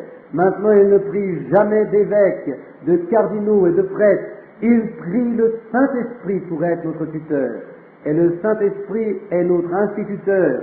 Il est dans l'Église et il prend le message pour le Père. Et alors, qu'arrive-t-il si le Père, le tuteur vient lui dire « Bien Père ». Maintenant, il ne prendra la sorte de tuteur et qui veut une paille dans son chapeau, vous savez, une plume comme nous l'appelons, on dit « Oh, si je dis au Père quelque chose sur ce petit garçon, c'est de toute façon un renégat, mais si je dis au Père, le Père me donnera peut-être une augmentation. » Ce n'est pas la bonne sorte de tuteur. La bonne sorte de tuteur est honnête, il dit la vérité, et le Saint-Esprit dit la vérité quand il vient devant Dieu. À nous, oui, ainsi il arrive. Qu'est-ce que vous croyez? Il rougit aujourd'hui de dire, tes filles coupent tous leurs cheveux, et tu leur as dit de ne pas le faire. Tes filles ont un tel esprit d'organisation qu'ils ne peuvent pas se voir l'un l'autre, et ils adoptent ceci pour ceci et ceci pour cela. Comme il doit rougir. Mais combien ce tuteur aimerait venir et dire, oh, ce fils est un vrai fils, il est juste comme le Père. Oh, comme il aimerait dire cela, voyez-vous. Alors le Père, sans orgueil, dit, c'est mon fils. C'est exactement ce que Dieu fit sur le mont de la transfiguration. Avez-vous noté que là apparut Moïse et Élie, et Pierre, tout excité, le surnaturel fut là, fait, et Pierre devint tout excité, il dit, construisons 3 tentes, une pour toi, une pour Moïse et une pour Élie. Il parlait encore que Dieu l'arrêta, et il dit, celui-ci est mon fils bien-aimé, objet de mon affection. Écoutez-le, voyez-vous, Dieu se met dans l'arrière-plan et il dit, c'est mon fils. Moïse représentait la loi, les prophètes représentaient sa justice. Nous ne pouvions pas vivre par sa loi, nous ne pouvions pas vivre par sa justice. Et je ne demande pas la justice, je veux la miséricorde, pas la justice. Je ne peux pas garder sa loi, je ne peux pas rencontrer sa justice, mais j'ai besoin de sa miséricorde. Et Dieu dit que la loi et la justice se sont rencontrées en lui. Celui-ci est mon fils bien-aimé, écoutez-le. C'est lui, c'est celui-là. Et maintenant, dans l'Ancien Testament, quand ce fils était adopté ou placé dans la famille, son nom était tout aussi bon sur le chèque que ce que le nom de son père ne l'était. Oui, monsieur, ils avaient un anneau ces jours-là, un signe, un sceau, et ils crachaient dessus. Frère Branham fait semblant de cracher et frappe le pupitre avec son poing, notre l'éditeur. Et il le plaçait là, c'était un sceau, c'était juste il avait l'anneau de son papa, son sceau, et c'était aussi bon, valable que celui de son papa. Maintenant, quand Jésus était obéissant, Jésus à Dieu, Dieu le plaça en position, c'est lui. Maintenant, quand un membre est né du Saint-Esprit dans la famille de Dieu, et qu'il a prouvé avoir ses vertus en lui, que Dieu peut voir la vertu, la connaissance, la tempérance, la patience, l'amour, la bonté fraternelle en lui, alors Dieu le scelle ou Dieu le place et l'adopte. Et là, voilà, quand vous voyez les fils et les filles de Dieu. Alors Ephésiens 4:30 dit, n'attristez pas le Saint-Esprit de Dieu par lequel vous avez été scellés jusqu'au jour de votre rédemption. Maintenant, s'il y a ici des baptistes qui veulent aller à la sécurité éternelle, si vous voulez venir à cet endroit, mais de dire seulement n'importe qui dit « j'irai joindre l'église baptiste, je suis un presbytérien, j'ai la sécurité éternelle », c'est faux. Votre propre vie est la preuve que vous ne l'avez pas. Jusqu'à ce que cela soit là et que Dieu vous ait adopté et scellé par le Saint-Esprit dans son royaume, alors vous ne pouvez plus en sortir. Vous avez la sécurité éternelle. Et croyez, n'attristez pas le Saint-Esprit de Dieu, par lequel vous et vos vertus divines sont scellées jusqu'au jour de la rédemption. Je crois qu'il y a une épouse qui est prédestinée. Je crois que Dieu a dit qu'il aurait une église sans tache ni ride. Je crois à la prédestination, que l'épouse est prédestinée. Elle doit être là. J'espère être avec elle. Voyez-vous, je suis avec elle. Maintenant, c'est à moi de travailler à mon propre salut avec Dieu, jusqu'à ce que ces choses soient approuvées de Dieu et alors scellées dans le royaume de Dieu. Voilà le Saint-Esprit, voilà le véritable travail de Dieu. Cela est scellé jusqu'au jour de la rédemption. C'était son rêve. J'ai pensé que c'était magnifique. Maintenant, quand elle fait cela, quand cette Église vient à cet endroit où l'Église sera là, laissez-moi vous le dire vraiment bien que vous compreniez. L'Église est prédestinée à être là. Je veux être avec elle, mais la seule façon que je serai avec elle, c'est d'être une partie d'elle. Et comment est-ce que je deviens une partie d'elle?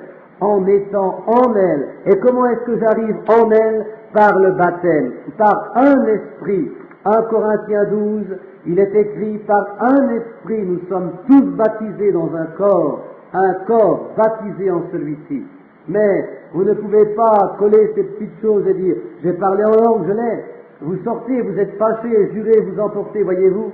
Alors c'est mettre des plumes de pan dans un jet, voyez-vous. Vous ne pouvez pas le faire. Votre propre vie prouve que vous ne l'avez pas.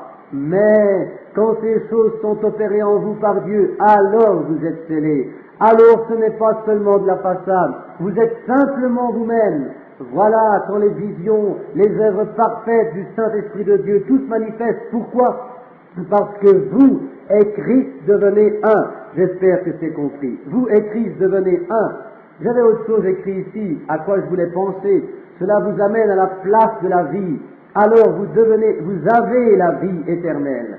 Maintenant, j'ai ici le lexique grec, ici. Le diaglotte accentué. J'ai étudié l'autre jour sur un mot. Maintenant, dans Jean 14 ou Jean 3,16, nous trouvons qu'une place dit avoir la vie perpétuelle. À une autre place, il a dit avoir la vie éternelle. Mais dans la version grecque, en hébreu, il est dit vie sans fin.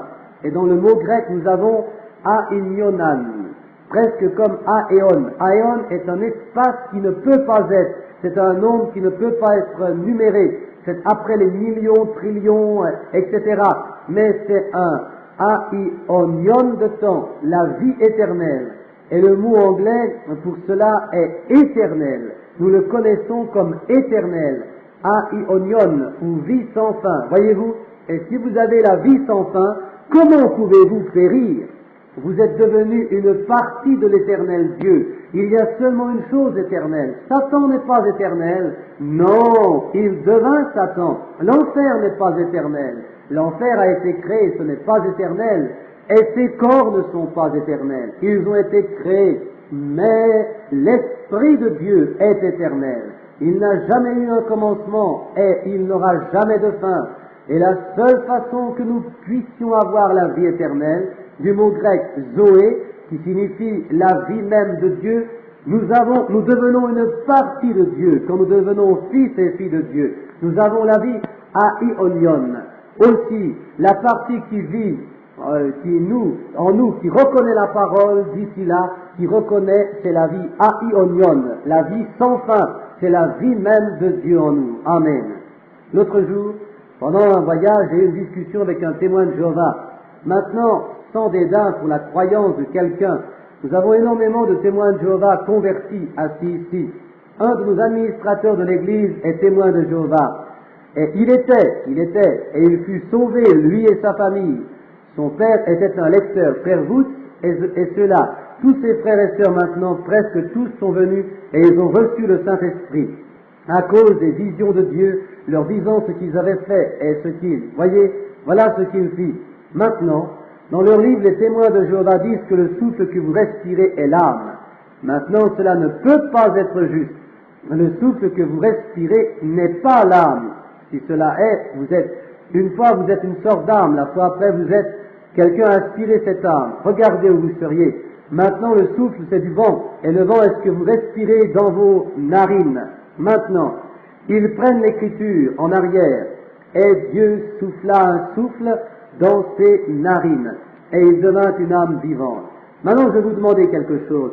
Si c'était un homme, quelle sorte de souffle respirait-il avant que Dieu ne lui souffle ce souffle de vie en lui? Voyez, quelle sorte de souffle?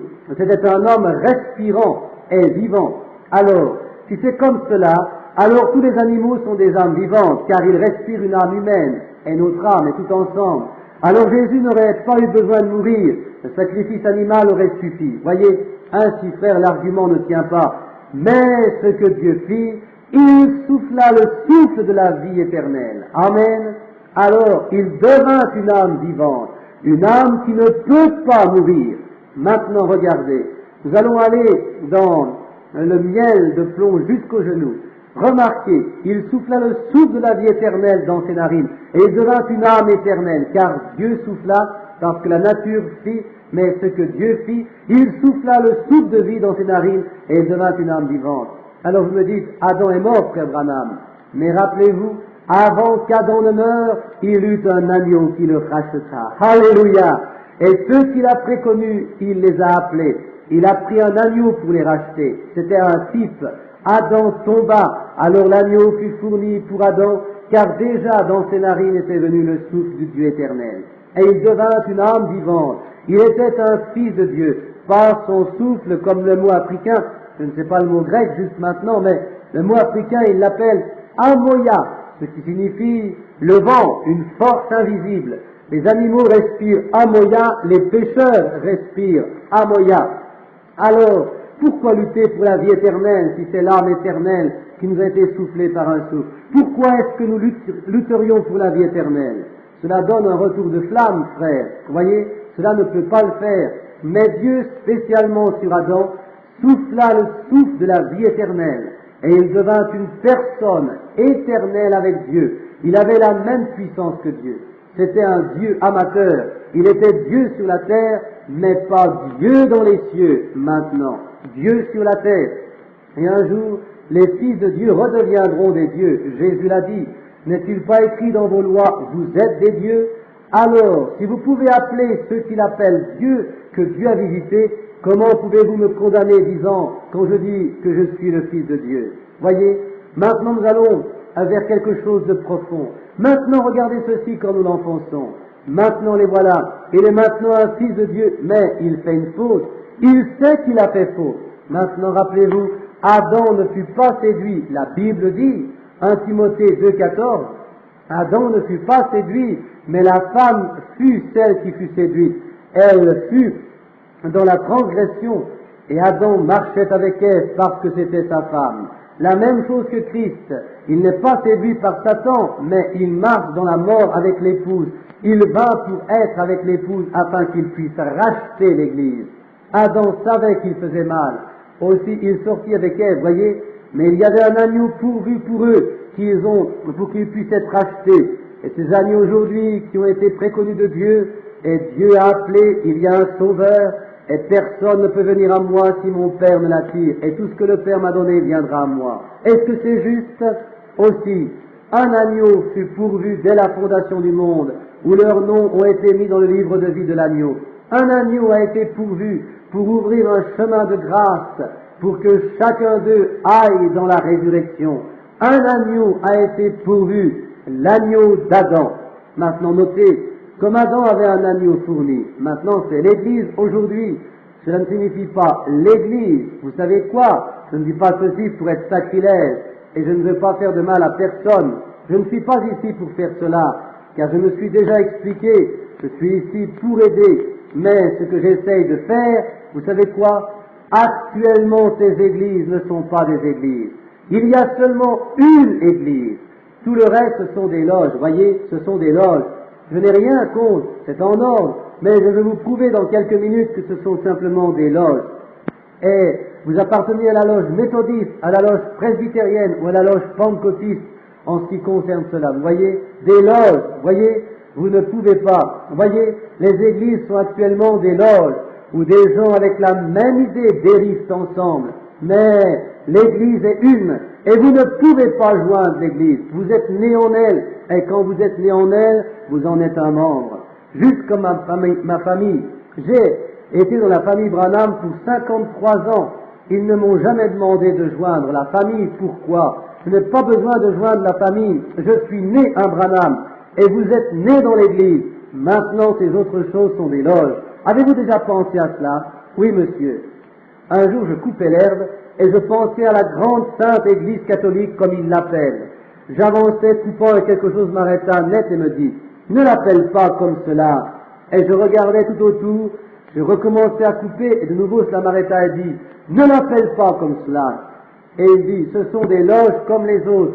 Elles ne sont pas une église, ce n'est pas une église, voyez. Ils sont membres d'une loge, car on peut joindre une loge, mais on ne peut pas joindre l'église. On est né dans l'église, on en devient un membre par la nouvelle naissance. Alors, un membre de la famille, un frère ou une sœur en elle. Maintenant, laissez-moi vous dire du diaglotte accentué ici, quelque chose de l'Apocalypse 17.3. Dans l'Apocalypse, diaglotte accentué ici, et observez comment cela se lit et comment cela se compose avec cela. Apocalypse 16.17. Très bien. Maintenant, lisons ici pour juste une minute, écoutez très attentivement. Apocalypse 17.3. Et un de ces 7 anges ayant 7 coupes vin et me parla. Je vous lis du lexique maintenant.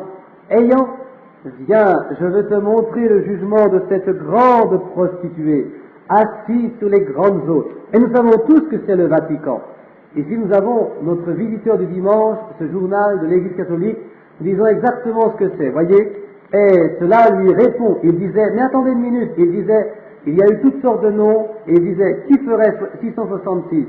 Je dis, mais juste une minute, il dit, votre nom peut-être fait 666, mais je dis, je ne suis pas assis sur cette colline, gouvernant le monde, voyez, c'est juste, voyez, montrer le jugement de la grande prostituée assise sur de grandes eaux.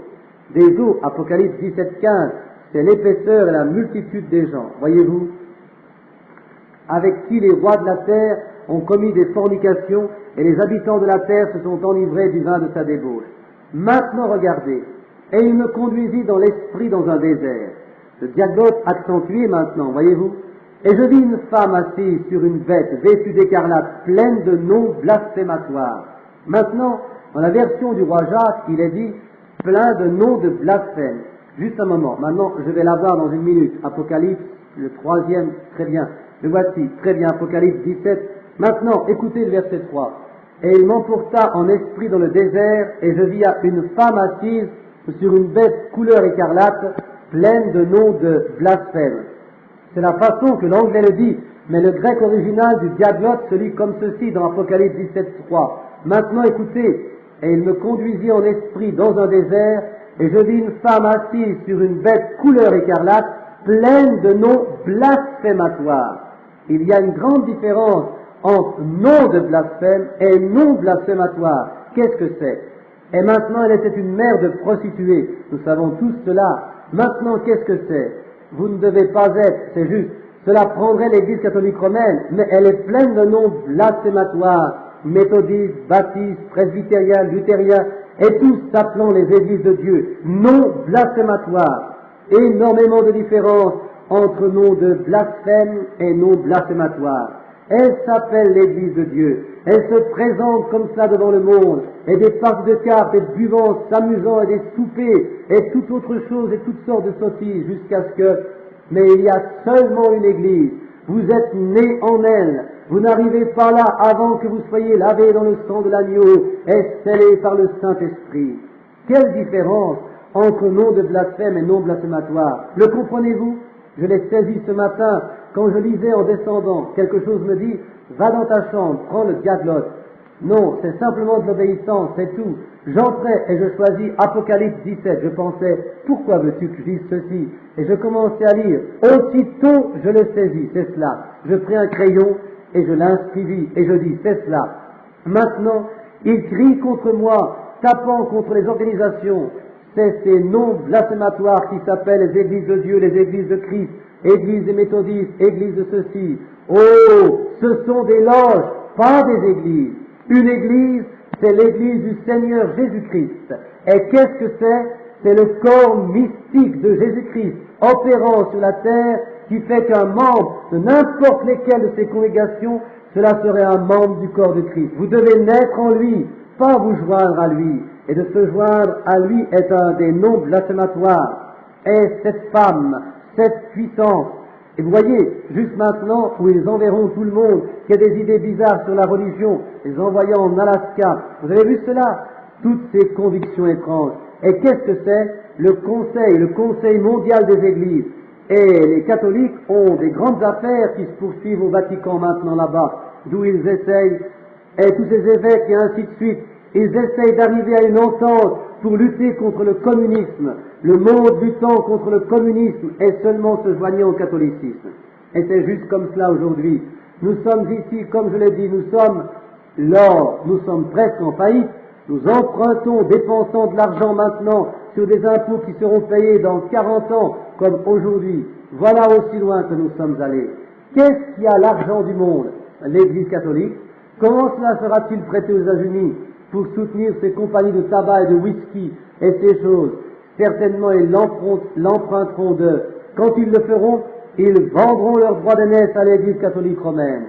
Nous consolidons, regardez cela, si clair, plus clair que de lire votre journal. Le voici, voyez-vous, ils sont méthodistes, baptistes, presbytériens, ainsi de suite, s'appelant l'Église de Dieu, catholique et toutes ces sortes de sottises. Et c'est la puissance de la bête pleine de noms blasphématoires. Vous appelant, j'ai dit, il n'y a pas longtemps, j'allais à l'hôpital et je voulais prier pour une personne. Je dis, nous allons prier. C'était une maman. Je dis, nous allons prier pour maman. Et la dame dit, tirez le rideau. Je dis, n'êtes-vous pas une chrétienne? Elle me dit, nous sommes des méthodistes. Je dis, merci, mais je pensais que peut-être vous étiez une croyante. Et alors je tirais le rideau autour de moi. Voyez, ainsi, si vous n'êtes pas un chrétien, c'est différent. Mais nous sommes méthodistes. Ah, c'est blasphémé. La bête, église appelée église, ce ne sont pas des églises. Laissez-moi être sûr que cela est enregistré. Ce ne sont pas des églises, ce sont des loges. Les gens les joignent, mais vous ne pouvez pas joindre l'église du Dieu vivant. Vous êtes nés en elle par le baptême du Saint-Esprit. Et quand vous êtes baptisés avec le Saint-Esprit, ces vertus sont scellées en vous par le Saint-Esprit. Et alors, celui qui est né de Dieu ne commet pas de péché. Ne peut pas, voilà, vous y êtes. Oh, nous pourrions juste parler tout le jour, n'est-ce pas? L'Église est le corps mystique de Christ, né du souffle de Dieu. L'avez-vous compris? L'Église de Dieu est née du souffle de Dieu. Dieu souffla le souffle dans les narines spirituellement d'Adam, et il devint une âme vivante. Saviez-vous que les pentecôtistes, ou la vraie Église de Pentecôte, est née du souffle de Dieu? Laissez-moi vous dire quelque chose sur cela. Seulement une minute. Laissez-moi voir juste une minute. Saint Jean, je crois. Oui, je vais, nous trouverons si l'Église de Dieu est ou non. Saint Jean, voyons, je crois que c'est à peu près 16, 19, 20. Très bien. Ici, je crois que nous l'avons ici. Très bien. Laissez-moi lire et voyons si l'Église est née du souffle de Dieu ou non, comme Adam était au commencement. Regardez, comme dit le cantique, Et le soir de ce jour, qui était le premier de la semaine, oh mes amis, prenons la Bible, et le soir de ce jour, qui était le premier de la semaine, les portes du lieu où se trouvaient les disciples étaient fermées par la crainte qu'ils avaient des Juifs. Jésus vint, et debout au milieu d'eux, il leur dit, « La paix soit avec vous ». Et quand il nous dit cela, il leur montra ses mains et son côté, et les disciples se réjouirent en voyant leur Seigneur. Et Jésus leur dit de nouveau, « La paix soit avec vous. Comme mon Père m'a envoyé, moi aussi je vous envoie. » Regardez, le Père qui l'envoya vint en lui. Et Jésus, quand il envoie ses disciples, il vient en eux. C'est le même envoi. Et après ces paroles, il souffla sur eux et il leur dit, recevez le Saint-Esprit. L'Église née du souffle de Dieu. Et quand cette statue s'est modelée là en condition, le souffle de Dieu souffla sur eux, ils reçurent le Saint-Esprit. Alors vous êtes un fils de Dieu. Vous pouvez joindre n'importe quelle église que vous voulez, mais vous êtes nés dans l'église du Dieu vivant, nés du souffle de Dieu. Et Dieu souffla sur eux et il dit, recevez-vous, frère Branham fait un bruit de souffle de l'éditeur, recevez le Saint-Esprit. Oh, voilà, vous y êtes. Pas, venez nous joindre, mettez votre nom ici, et avec vos soupers et tout ce qui va avec cela, vous vous joignez à une loge. Vous pouvez joindre une loge méthodiste, une loge baptiste, une loge presbytérienne, une loge catholique ou une loge pentecôtiste, n'importe ce que vous voulez joindre, mais quand vous devenez un enfant de Dieu, vous êtes né par le souffle de Dieu. Amen. C'est mieux de laisser ici maintenant. Très bien. La vie de Dieu est alors aussi en vous. Jésus dit, juste une minute, Jésus dit, je suis la vigne, vous êtes les sarments. Regardez maintenant. Qu'était leur dispute avec Jésus? Ils se disputaient avec Jésus parce qu'il était un homme se faisant Dieu. Mais il était Dieu. Dieu était en Christ. Voyez-vous? Et il dit, ne me regardez pas, ce n'est pas moi, c'est mon Père, et il habite en moi. Voyez-vous? Maintenant, il regardait à ce petit corps qui était né de Marie. Voyez? Ce n'était pas Dieu, c'était le Fils de Dieu. Mais Dieu était dans ce corps, c'était Dieu. Et il dit, si je ne fais pas les œuvres de mon Père, alors condamnez-moi. Mais qui de vous peut m'accuser de péché? Incrédulité de la parole. Quelle parole Dieu a-t-il parlé qui n'a pas été remplie en moi? Car le péché, c'est l'incrédulité. Qui de vous m'accusera de péché? Le péché, c'est l'incrédulité. Montrez-moi, mais si je fais les œuvres de mon Père, même si vous ne pouvez pas me croire, croyez les œuvres que je fais, car elles témoignent pour moi. Autrement, le Père est en moi, témoignant de lui-même, car Dieu était en Christ, réconciliant le monde avec lui-même. Vous comprenez? Bien. Maintenant, la même vie qui est dans le 7 est aussi dans les sarments. Allez-vous vous joindre à cela? Vous ne pouvez pas. J'ai vu un arbre, il n'y a pas longtemps, dans le verger de frère Sharif, en Arizona. Il avait 9 différents fruits sur cet arbre. Qu'est-ce que c'était? C'était un oranger, une orange ombilique, mais ils avaient un citron, une mandarine, un tangelo, un pamplemousse, ils en avaient de toutes les sortes. Et j'étais debout regardant cet arbre et je dis, frère Sharif, voulez-vous me dire que cet arbre est un oranger? Et il me dit certainement. Et je dis, comment ça se fait-il? Je dis, je vois un pamplemousse ici, une mandarine là, et un tangelo ici, un citron là, et tous ces autres fruits. Comment ça se fait-il? Il dit, vous voyez, ils y sont greffés. Oh, je dis, bien, je vais vous demander quelque chose. Maintenant, vous prenez ce pamplemousse et ce citron. Maintenant, qu'est-ce que cela fera-t-il l'année prochaine? Est-ce que de cela viendra une orange? Oh non! Il dit, cela reviendra comme un citron. Oh, je dis, merci à vous, frère. Voyez-vous, vous ne pouvez pas faire cela. Vous ne pouvez pas vous y joindre. Mais il dit que chaque fois que cet arbre devenait une année plus vieux et avait une nouvelle branche, il en sortait des oranges. Et si le cep lui-même produit la branche, et ce que nous avons essayé de faire, c'est d'être des membres joints à lui. Et nous vivons sous le nom de christianisme, parce que nous sommes, comme on le dit d'une manière commune, nous sommes le fruit citron, l'Église chrétienne. Mais quand le sarment lui-même produit un sarment, cela sera comme le premier sarment qu'il produisit. Et si le premier sarment qu'il produisit, ils écrivirent un livre des actes derrière eux, s'il en produit un autre, il écrira un livre des actes derrière lui. C'est juste.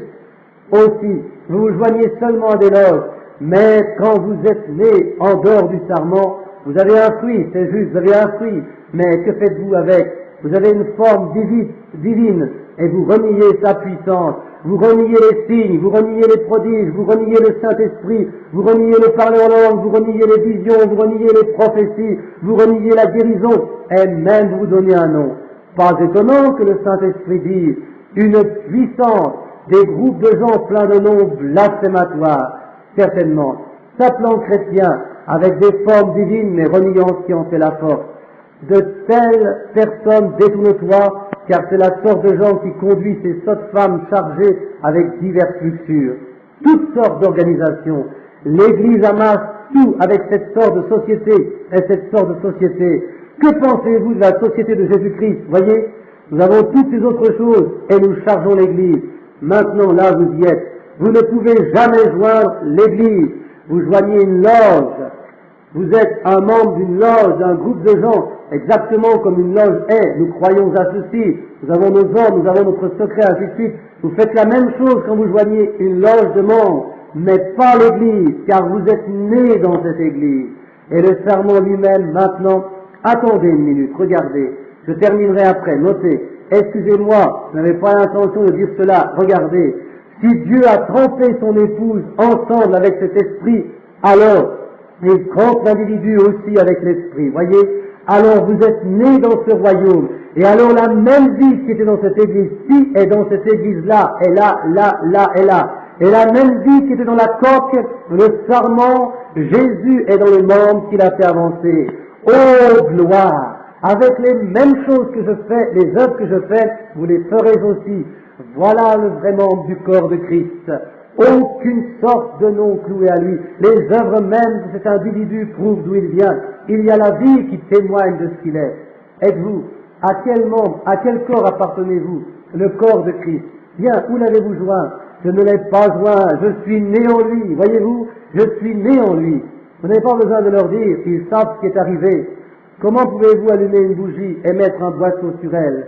Il dit, voyez-vous? Non, non. Quand vous êtes né dans ce royaume de Dieu, alors la vie même qui était en Jésus, alors vous êtes intéressé aux âmes, alors vous n'avez pas besoin de supplier les gens qui viennent à l'autel, vous n'avez pas besoin de solliciter quelqu'un qui vienne chercher avec ceux qui sont à l'autel, les choses coulent automatiquement parce que cela est scellé en vous. Vous êtes une unité de Dieu, vous êtes scellés par le Saint-Esprit. Maintenant, savez-vous ce que cela veut dire, le Saint-Esprit? Cela ne veut pas dire je saute et je crie et j'ai eu d'étranges sensations. Cela est bien.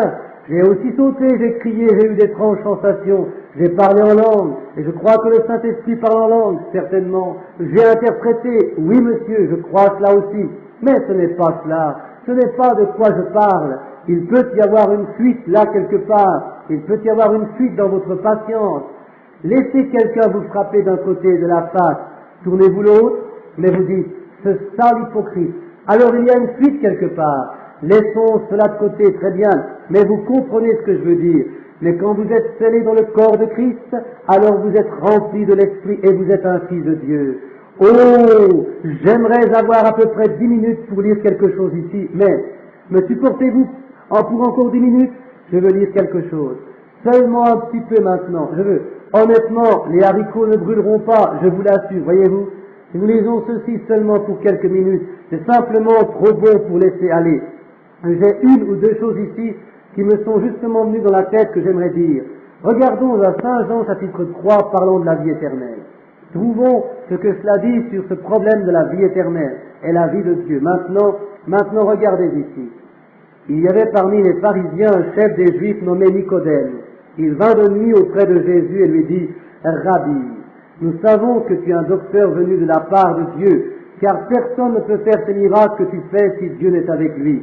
Maintenant, ces tribunaux, ce Sanhédrin, ils reconnurent qu'il était le Fils de Dieu. Ils le savaient. Vous avez ici leur chef qui lui disait, nous savons que tu es un docteur venu de Dieu parce que la vie même de Dieu découle de toi. Voyez-vous? Nous savons que ton enseignement n'est pas de toi, c'est de Dieu, parce que Dieu le prouve. Voyez-vous? La vie de Dieu découle directement de toi. Maintenant, regardez. Jésus lui répondit, en vérité, je te le dis, si un homme ne naît de nouveau, il ne peut voir le royaume de Dieu. Oh, si vous joignez mon Église, oh, voyez comment vous le prenez, voyez. Alors, Jésus répondit, en vérité, je te le dis, si un homme naît d'eau et d'esprit, il ne peut entrer dans le royaume de Dieu. Ce qui est né de la chair est chair, et ce qui est né de l'esprit est esprit. Ne t'étonne pas que je t'ai dit, il faut que vous naissiez de nouveau. Le vent souffle où il veut, voyez, de nouveau, voyez, revenant maintenant, voyez, et puis on entend le bruit, mais tu ne sais d'où il vient ni où il va. Il en est ainsi de quiconque qui est né de l'esprit. Nicodème reprit la parole, comment cela peut-il se faire? Jésus lui répondit, tu es le docteur d'Israël et tu ne sais pas cela? Regardez à cela, frère, vous qui avez un diplôme de doctorat en divinité, un diplôme de philosophie, un diplôme encore, autre chose, voyez-vous, et ils ne savent pas ces choses. En vérité, je te le dis, nous disons ce que nous savons, et nous rendons témoignage de ce que nous avons vu, et vous ne recevez pas notre témoignage. Nous connaissons ces choses, nous les avons vues, nous le savons, et vous ne recevez même pas notre témoignage, vous qui joignez une église, voyez. Et si vous ne croyez pas quand je vous ai parlé des choses terrestres, comment croirez-vous quand je vous parlerai des choses célestes? Maintenant, écoutez ceci, regardez maintenant. Et personne n'est monté au ciel, sinon celui qui est descendu du ciel, le Fils de l'homme qui est au ciel. Essayez de figurer cela. Vous savez, une fois, il dit, que pensez-vous du Christ? De qui est-il le Fils? Il dit, le Fils de David. Il dit, alors pourquoi David, dans l'esprit, lui a-t-il dit, le Seigneur dit à mon Seigneur, assieds-toi à ma droite. Comment peut-il être son Seigneur et son Fils? Personne ne lui demanda rien d'autre. Et dans la Révélation, l'Apocalypse, il dit, je suis la racine et le rejeton de David. Voyez, je suis la vigne, le cep, et vous les sarments, je suis le commencement. J'étais avant de commencer, j'étais le commencement, j'étais son rejeton aussi. Mais ici il dit, personne n'est descendu du ciel, mais le Fils de l'homme qui est maintenant au ciel. Une fois, une dame me posa une question, je lui dis, répondez à celle-ci pour moi. Elle dit, à qui Jésus priait-il dans le jardin de Gethsémane? Je dis, de qui parlait-il quand il disait, personne n'est monté au ciel, sinon celui qui est descendu du ciel, le Fils de l'homme, qui est maintenant dans le ciel. Le voici ici, debout sur une maison, parlant à Nicodème, et disant, je suis au ciel. Est-ce que c'est juste? Laissons cela de côté jusqu'à ce soir. Qu'en pensez-vous? Il se fait tard. Oh, méditons un peu cela cet après-midi. Comment arrivez-vous dans l'église? Né par quoi? Le souffle de Dieu. Oh, souffle sur moi, Esprit du Dieu vivant, souffle sur moi. C'est ma prière. Laissez simplement le Saint-Esprit souffler. Oh, pour le souffle de Dieu, qu'est-ce que c'est? Scellé dans le royaume de Dieu. Sachant cela, quand en premier je confessais, je crois Jésus-Christ, oui, alors à ma foi j'ajoute la vertu divine, puis à ma vertu j'ajoute la connaissance de la parole, à ma connaissance j'ajoute la tempérance, le contrôle de moi-même, j'aime cela. Ma patrie, couronne mon âme avec le contrôle de moi, de la mer à la mer resplendissante. La patience, oh, éprouvez, ne vous en faites pas, Satan les essayera pour vous. Je monte l'échelle maintenant, voyez-vous, j'ai ajouté la vertu, la connaissance, la tempérance, maintenant je dois ajouter la patience. Je n'ai pas encore le Saint-Esprit. Alors après que j'ai ajouté la patience, j'ajoute la piété. Vous savez ce que c'est? Comme Dieu, j'ajoute cela. Ne pas me conduire mal, aller comme un chrétien devrait le faire, que cela ne soit pas pour se faire voir. Quelque chose en moi, l'amour de Dieu qui bouillonne, voyez-vous, ne pas dire, je pourrais le faire, mais il vaut mieux pas, vous voyez, de toute façon c'est là, c'est une naissance, je suis né en ceci, dans ceci, et alors l'amour de Dieu, Christ descend, et il scelle tout cela en moi pour servir, voyez-vous. Alors que fait-il quand il me donne le Saint-Esprit? Il vous met dans une place séparée pour vous-même, il vous marque, voyez-vous. Alors vous êtes une personne différente, vous n'êtes plus du monde, voyez-vous, vous êtes habillé différemment, vous êtes vêtu différemment, pas l'habit du dehors, non, vous n'avez pas besoin d'être drôle et bizarre, et le col tourné, et une longue sorte de cérémonie, non, vous ne faites pas cela, mais physiquement vous êtes vêtu comme, c'est seulement la robe spirituelle qui compte, l'habit de noces qui a été mis sur vous, qu'êtes-vous? Comme Jésus, regardez, il fut recouvert d'une ombre, et il fut transfiguré là devant eux, et son vêtement luisait comme le soleil. Là, il était Jésus, Dieu, plaçant son propre Fils, voyez. Et alors debout vint Moïse, alors debout vint Élie, et Pierre dit, Vous savez, c'est une bonne chose d'être ici.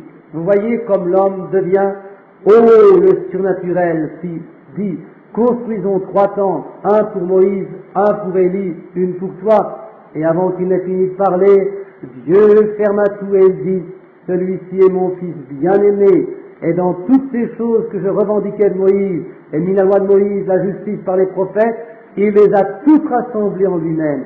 Écoutez-le. Je vais sortir de l'image maintenant. Seulement écoutez-le, simplement écoutez-le. Oh, quelle chose merveilleuse!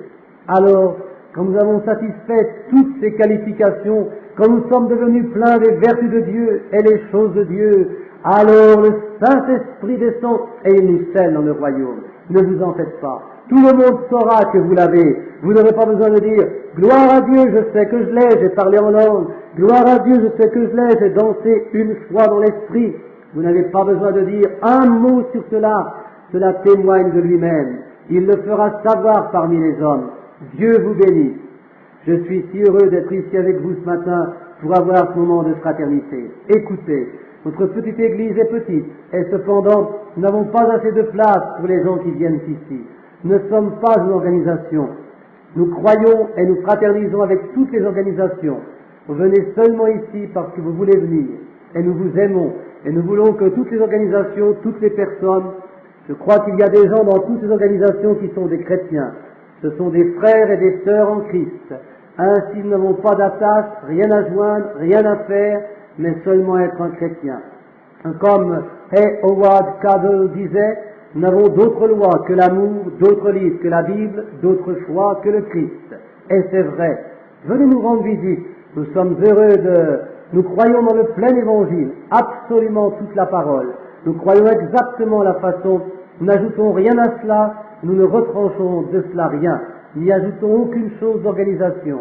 Nous le laissons simplement comme cela est, c'est tout. Et nous sommes toujours heureux de vous recevoir. Venez et soyez avec nous quand vous le pouvez. Nous prions pour les malades et nous croyons tout ce que la Bible dit de faire. Nous sommes, oublions nos faiblesses derrière nous et pressant contre la marque de l'appel céleste. Maintenant encore une chose, mais permettrez-vous de la dire? Avant-hier matin, vous verrez sur le panneau là-bas une vision. J'ai eu une vision, c'est à peu près 5 heures du matin, comme cela. Et ma femme, là derrière le sait, je m'éveillais, ou 6 heures, je m'éveillais. Nous nous étions levés pour préparer les enfants à aller à l'école. Et j'étais seulement de temps en temps, et vous savez tous, chacun de vous ici, qu'elles ne manquent jamais. Elles sont absolument parfaites, vous voyez, elles n'échouent jamais. Et je pensais que j'étais la personne la plus heureuse que j'ai jamais vue.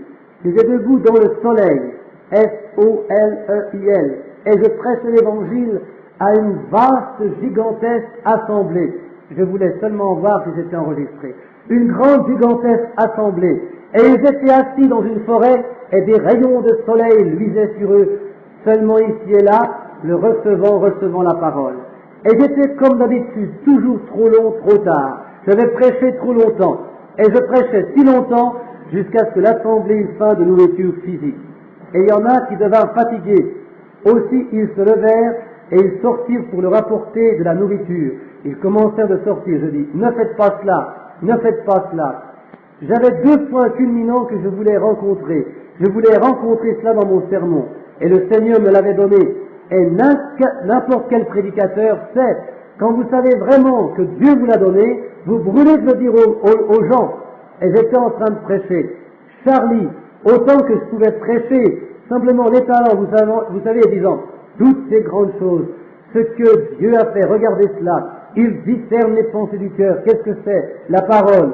Et continuons comme cela. Et oh, j'aimerais pouvoir me rappeler ce que je disais, ce que mon texte était. Je ne peux pas m'en rappeler, voyez, mais je prêchais sans arrêt et je me regardais le faire. Et alors que j'étais debout me regardant prêcher, et je prêchais justement à qui ne l'aurait pas. Et après un moment je me levais, vous savez, je pensais, gloire à Dieu, je disais, regardez ces choses merveilleuses, et ceci, cela. Et directement, je remarquais que les gens semblaient commencer d'avoir faim physiquement. Et ainsi, ils avaient assez de spirituel. Aussi, ils commencèrent à s'en aller. Et il y en a qui, le frère Branham baille pour illustrer notre éditeur, ils commençaient de s'en aller, je pensais. Qu'est-ce qui se passe avec tout le monde? Et je regardais, et il y avait quelques jeunes couples qui venaient de mon côté, je m'arrêtais. Je dis, seulement une minute, amis, seulement une minute. Vous serez de nouveau là quand l'ombre du soir descend. Voyez, je dis, vous serez de nouveau là, mais laissez-moi vous donner ce premier sommet. D'où toutes ces choses que je vous ai montrées viennent-elles? D'où viennent-elles? Je dis, les voilà, elles sont dans la parole de Dieu, elles sont ainsi dit le Seigneur, sa promesse, car je dis, vous tous attestez, témoignez que c'est ma commission, et c'est ceci, restez avec la parole. Je dis, que se passe-t-il avec vous tous? Ne comprenez-vous pas la parole? Vous devez la comprendre. Et quelqu'un dit, j'aimerais bien avoir quelques biscuits et quelques, comme cela. Alors je pensais, gloire à Dieu, s'ils veulent des biscuits, laissons-les aller en chercher. Aussi je me retournais, je pensais, oh, mais vous savez quoi? L'obscurité va tomber après un moment, tout de suite. Et je dis, alors ce soir, quand cette assemblée se rassemblera de nouveau, maintenant je leur donnais l'apogée. Et je leur dis que les choses qu'ils m'ont vu faire sont trouvées dans la parole de Dieu, pas dans quelques livres mythiques ou quelque organisation. Cela se trouve dans la parole, voyez-vous. Absolument, tout cela est dans la parole, car je suis commissionné pour cela. Je pensais, vous savez, chacun veut de nouveau être là ce soir. Aussi voilà ce que je ferai. Je reprendrai en quelque sorte, vous savez la façon que je le fais dans ces âges de l'Église et ces choses, je dirai ce que j'ai dit auparavant, je le reprendrai sur la parole, et alors ce grand, merveilleux sommet, je dis, quel moment cela sera, louange à Dieu. Et je me vis devenir vraiment petit, et j'entendis ceci, louange à Dieu, je me vis disparaître comme cela, et j'étais là debout. Maintenant voici l'interprétation. Voyez, la première chose que j'ai faite, les choses qui ont été faites ont été mystiques pour les gens, pour la plupart. Je n'entends pas ceux du plein évangile et les saints de Dieu, mais j'entends pour la plupart des gens. Et vous ne voudrez jamais regarder le monde cosmos comme le message de Dieu. Quand vous entrez, vous dites, comme Bosé disait, il disait, il y a des années, j'ai eu un rêve que Dieu m'enverrait à Chicago et il ferait trembler Chicago pour la gloire de Dieu. Je dis, Joseph, il l'a déjà fait. Pourquoi, dit-il, ils n'ont pas été secoués depuis Moody? Je dis, oh, je parle de l'Église, c'est du fourrage de canon là-bas, c'est juste la poussière de la terre, cette bande s'entassant dans les rues, et ces Jézabel peintes et tous, je dis, c'est là-bas, ces grandes vieilles loges et choses s'écrouleront, et ils tomberont dans les rues là-bas. Je dis, il parle de l'Église, l'Église a vu la révélation de Jésus-Christ manifestée, elle l'a reconnue. Et il n'y aura peut-être pas 15 de Chicago, il n'y aura peut-être pas 10 dans cette génération de toute la ville de Chicago qui viendra. Avez-vous déjà pensé à cela? Comme il en était au jour de Noé, ainsi en sera-t-il à la venue du Fils de l'homme, où 8 âmes furent sauvées. Combien sortirent de Sodome? Comprenez-vous ce que je veux dire? Je doute qu'il y en ait eu une poignée. Voyez? Mais l'Église elle-même a reçu la secousse. Ils l'ont reconnue, ils ont connu la parole, ils ont vu la parole quand elle a été matérialisée et ils l'ont saisie. Maintenant, regardez à cela pour une minute. Maintenant, et ce premier message, quand ils l'ont vu, tout le monde s'est rallié à lui, disant, oh, gloire à Dieu, oh, si je pouvais voir ceci, cela et l'autre. Et ils s'en allaient directement de la même manière qu'ils entraient, voyez. Et maintenant ils croient, bien, je ne sais pas, où joindriez-vous? Si je ne viens pas avec ceci, cela sera de cette manière. Et je serai vidé ici, je n'aurai rien à faire ici. Et les frères s'asseyent et disent, alors, qu'est-ce que je ferais si je, voyez là, ils ne veulent pas s'arrêter assez longtemps pour reconnaître que c'est la parole que Dieu a promise qui devait être manifestée, voyez-vous. Et ils s'en allèrent. Mais ne vous en faites pas, les ombres sont tout près de la main, voyez-vous. Et quand je retournais dans le champ missionnaire, vous rappelez-vous l'autre nuit, du message qu'il me donna bien en arrière, quand je plaçais la pierre angulaire, il dit exactement, fais les heures. Il dit, quand tu sors de cette vision, lis 2 Timothée 4. Vous savez, c'est posé juste là dans la pierre angulaire, il y a 33 ans maintenant. Et il dit, fais l'œuvre d'un évangéliste, accomplis pleinement ton ministère, car le temps viendra où ils ne supporteront plus la saine doctrine, mais ils iront après leurs propres désirs. Ils se donneront toutes sortes de faux docteurs, ayant la démangeaison d'entendre, et ils se détourneront de la vérité, et ils se tourneront vers les fables. Si cela n'a pas été mot pour mot. Mais rappelez-vous alors l'autre nuit, quand je n'ai jamais lu le reste, les 30 et quelques années que j'ai prêché dans ce tabernacle, jamais une fois je n'ai été plus loin que cela, je ne sais pas pourquoi. Je me suis souvent demandé, jusqu'au jour où je vis, où Jésus prit le rouleau de parchemin Et il commença de lire, et lut la moitié de la prophétie, il s'arrêta, il dit, là à Nazareth, il dit, et ce jour, cette prophétie s'est accomplie. Pourquoi n'a-t-il pas lu le reste? Cela appartient à sa deuxième venue, voyez-vous. Et là je lisais, cela ne sachant pas, je le pris, et là c'était devant moi à Southern Pines, en Caroline du Nord, et ce matin-là, debout là-bas, parlant à Joseph Bosé, appuyé contre une voiture, Frère Branham fait claquer ses doigts de l'éditeur. Cela me frappa. Paul dit, tous les hommes se sont détournés de moi, il n'y a personne avec moi, Démas m'a abandonné par amour pour ce monde présent. Et moi maintenant, regardez, et le fondeur m'a fait beaucoup de mal. Regardez ce que Démas doit avoir pensé. Oh, j'ai vu Paul prêcher l'évangile et guérir les malades, et le voici qui souffre lui-même, ayant un docteur avec lui, Luc, tout le temps où qu'il aille. Il prenait un docteur avec lui, un homme qui prêche la guérison divine. Je l'ai vu frapper un homme d'aveuglement en disant, le Seigneur te blâme et tu seras aveugle pour une saison, et laisser le fondeur le sortir d'une assemblée. Je pense qu'il a perdu sa puissance de frapper un homme d'aveuglement. Pour le moins, il a perdu sa puissance de guérison divine. Dieu s'est tourné contre lui. Je ne pense pas que Démas partit dans le monde parce que c'était, si vous connaissez son histoire, il était d'une famille grande et riche et il voulait aller avec le reste de la foule. Mais Paul, pauvre petit Paul, qu'était-il? Dieu laisse toujours un ministère aller comme cela, il le couronne. Il a laissé Jésus aller à une place. Regardez à cela. Et quand il pouvait ressusciter les morts, quand il pouvait faire tout ce qu'il voulait, il laissa un soldat romain tirer de la barbe de sa face. Et, Frère Branham, c'est un son de crachat de l'éditeur, il lui cracha à la face, le frappant là sur le visage, mettant un chiffon autour de son visage, et disant, maintenant, si tu le sais, dis-nous si tu es un prophète qui t'a frappé. Ils se tenaient tout autour avec leurs roseaux, et Frère Branham montre qu'il le frappait, notre l'éditeur. Il le frappait sur la tête et disait, maintenant, dis-nous qui de nous t'a frappé. Il savait qu'il avait frappé. Certainement, il le savait, voyez-vous. Son ministère était prêt d'être couronné, et cela va toujours à ce point où il semble que c'est vraiment, vraiment faible, à peu près fini, alors Dieu le couronne. Oh Seigneur, que cela arrive, Seigneur. Inclinons nos têtes. Je l'aime, parce qu'il m'aima le premier. Adorez-le maintenant, nous avons eu un dur enseignement. Et il a acquis mon salut sur l'arbre du calvaire. Levons nos mains à lui maintenant. Je l'aime, soyez dans l'esprit maintenant, voyez, je l'aime, parce qu'il m'aima le premier.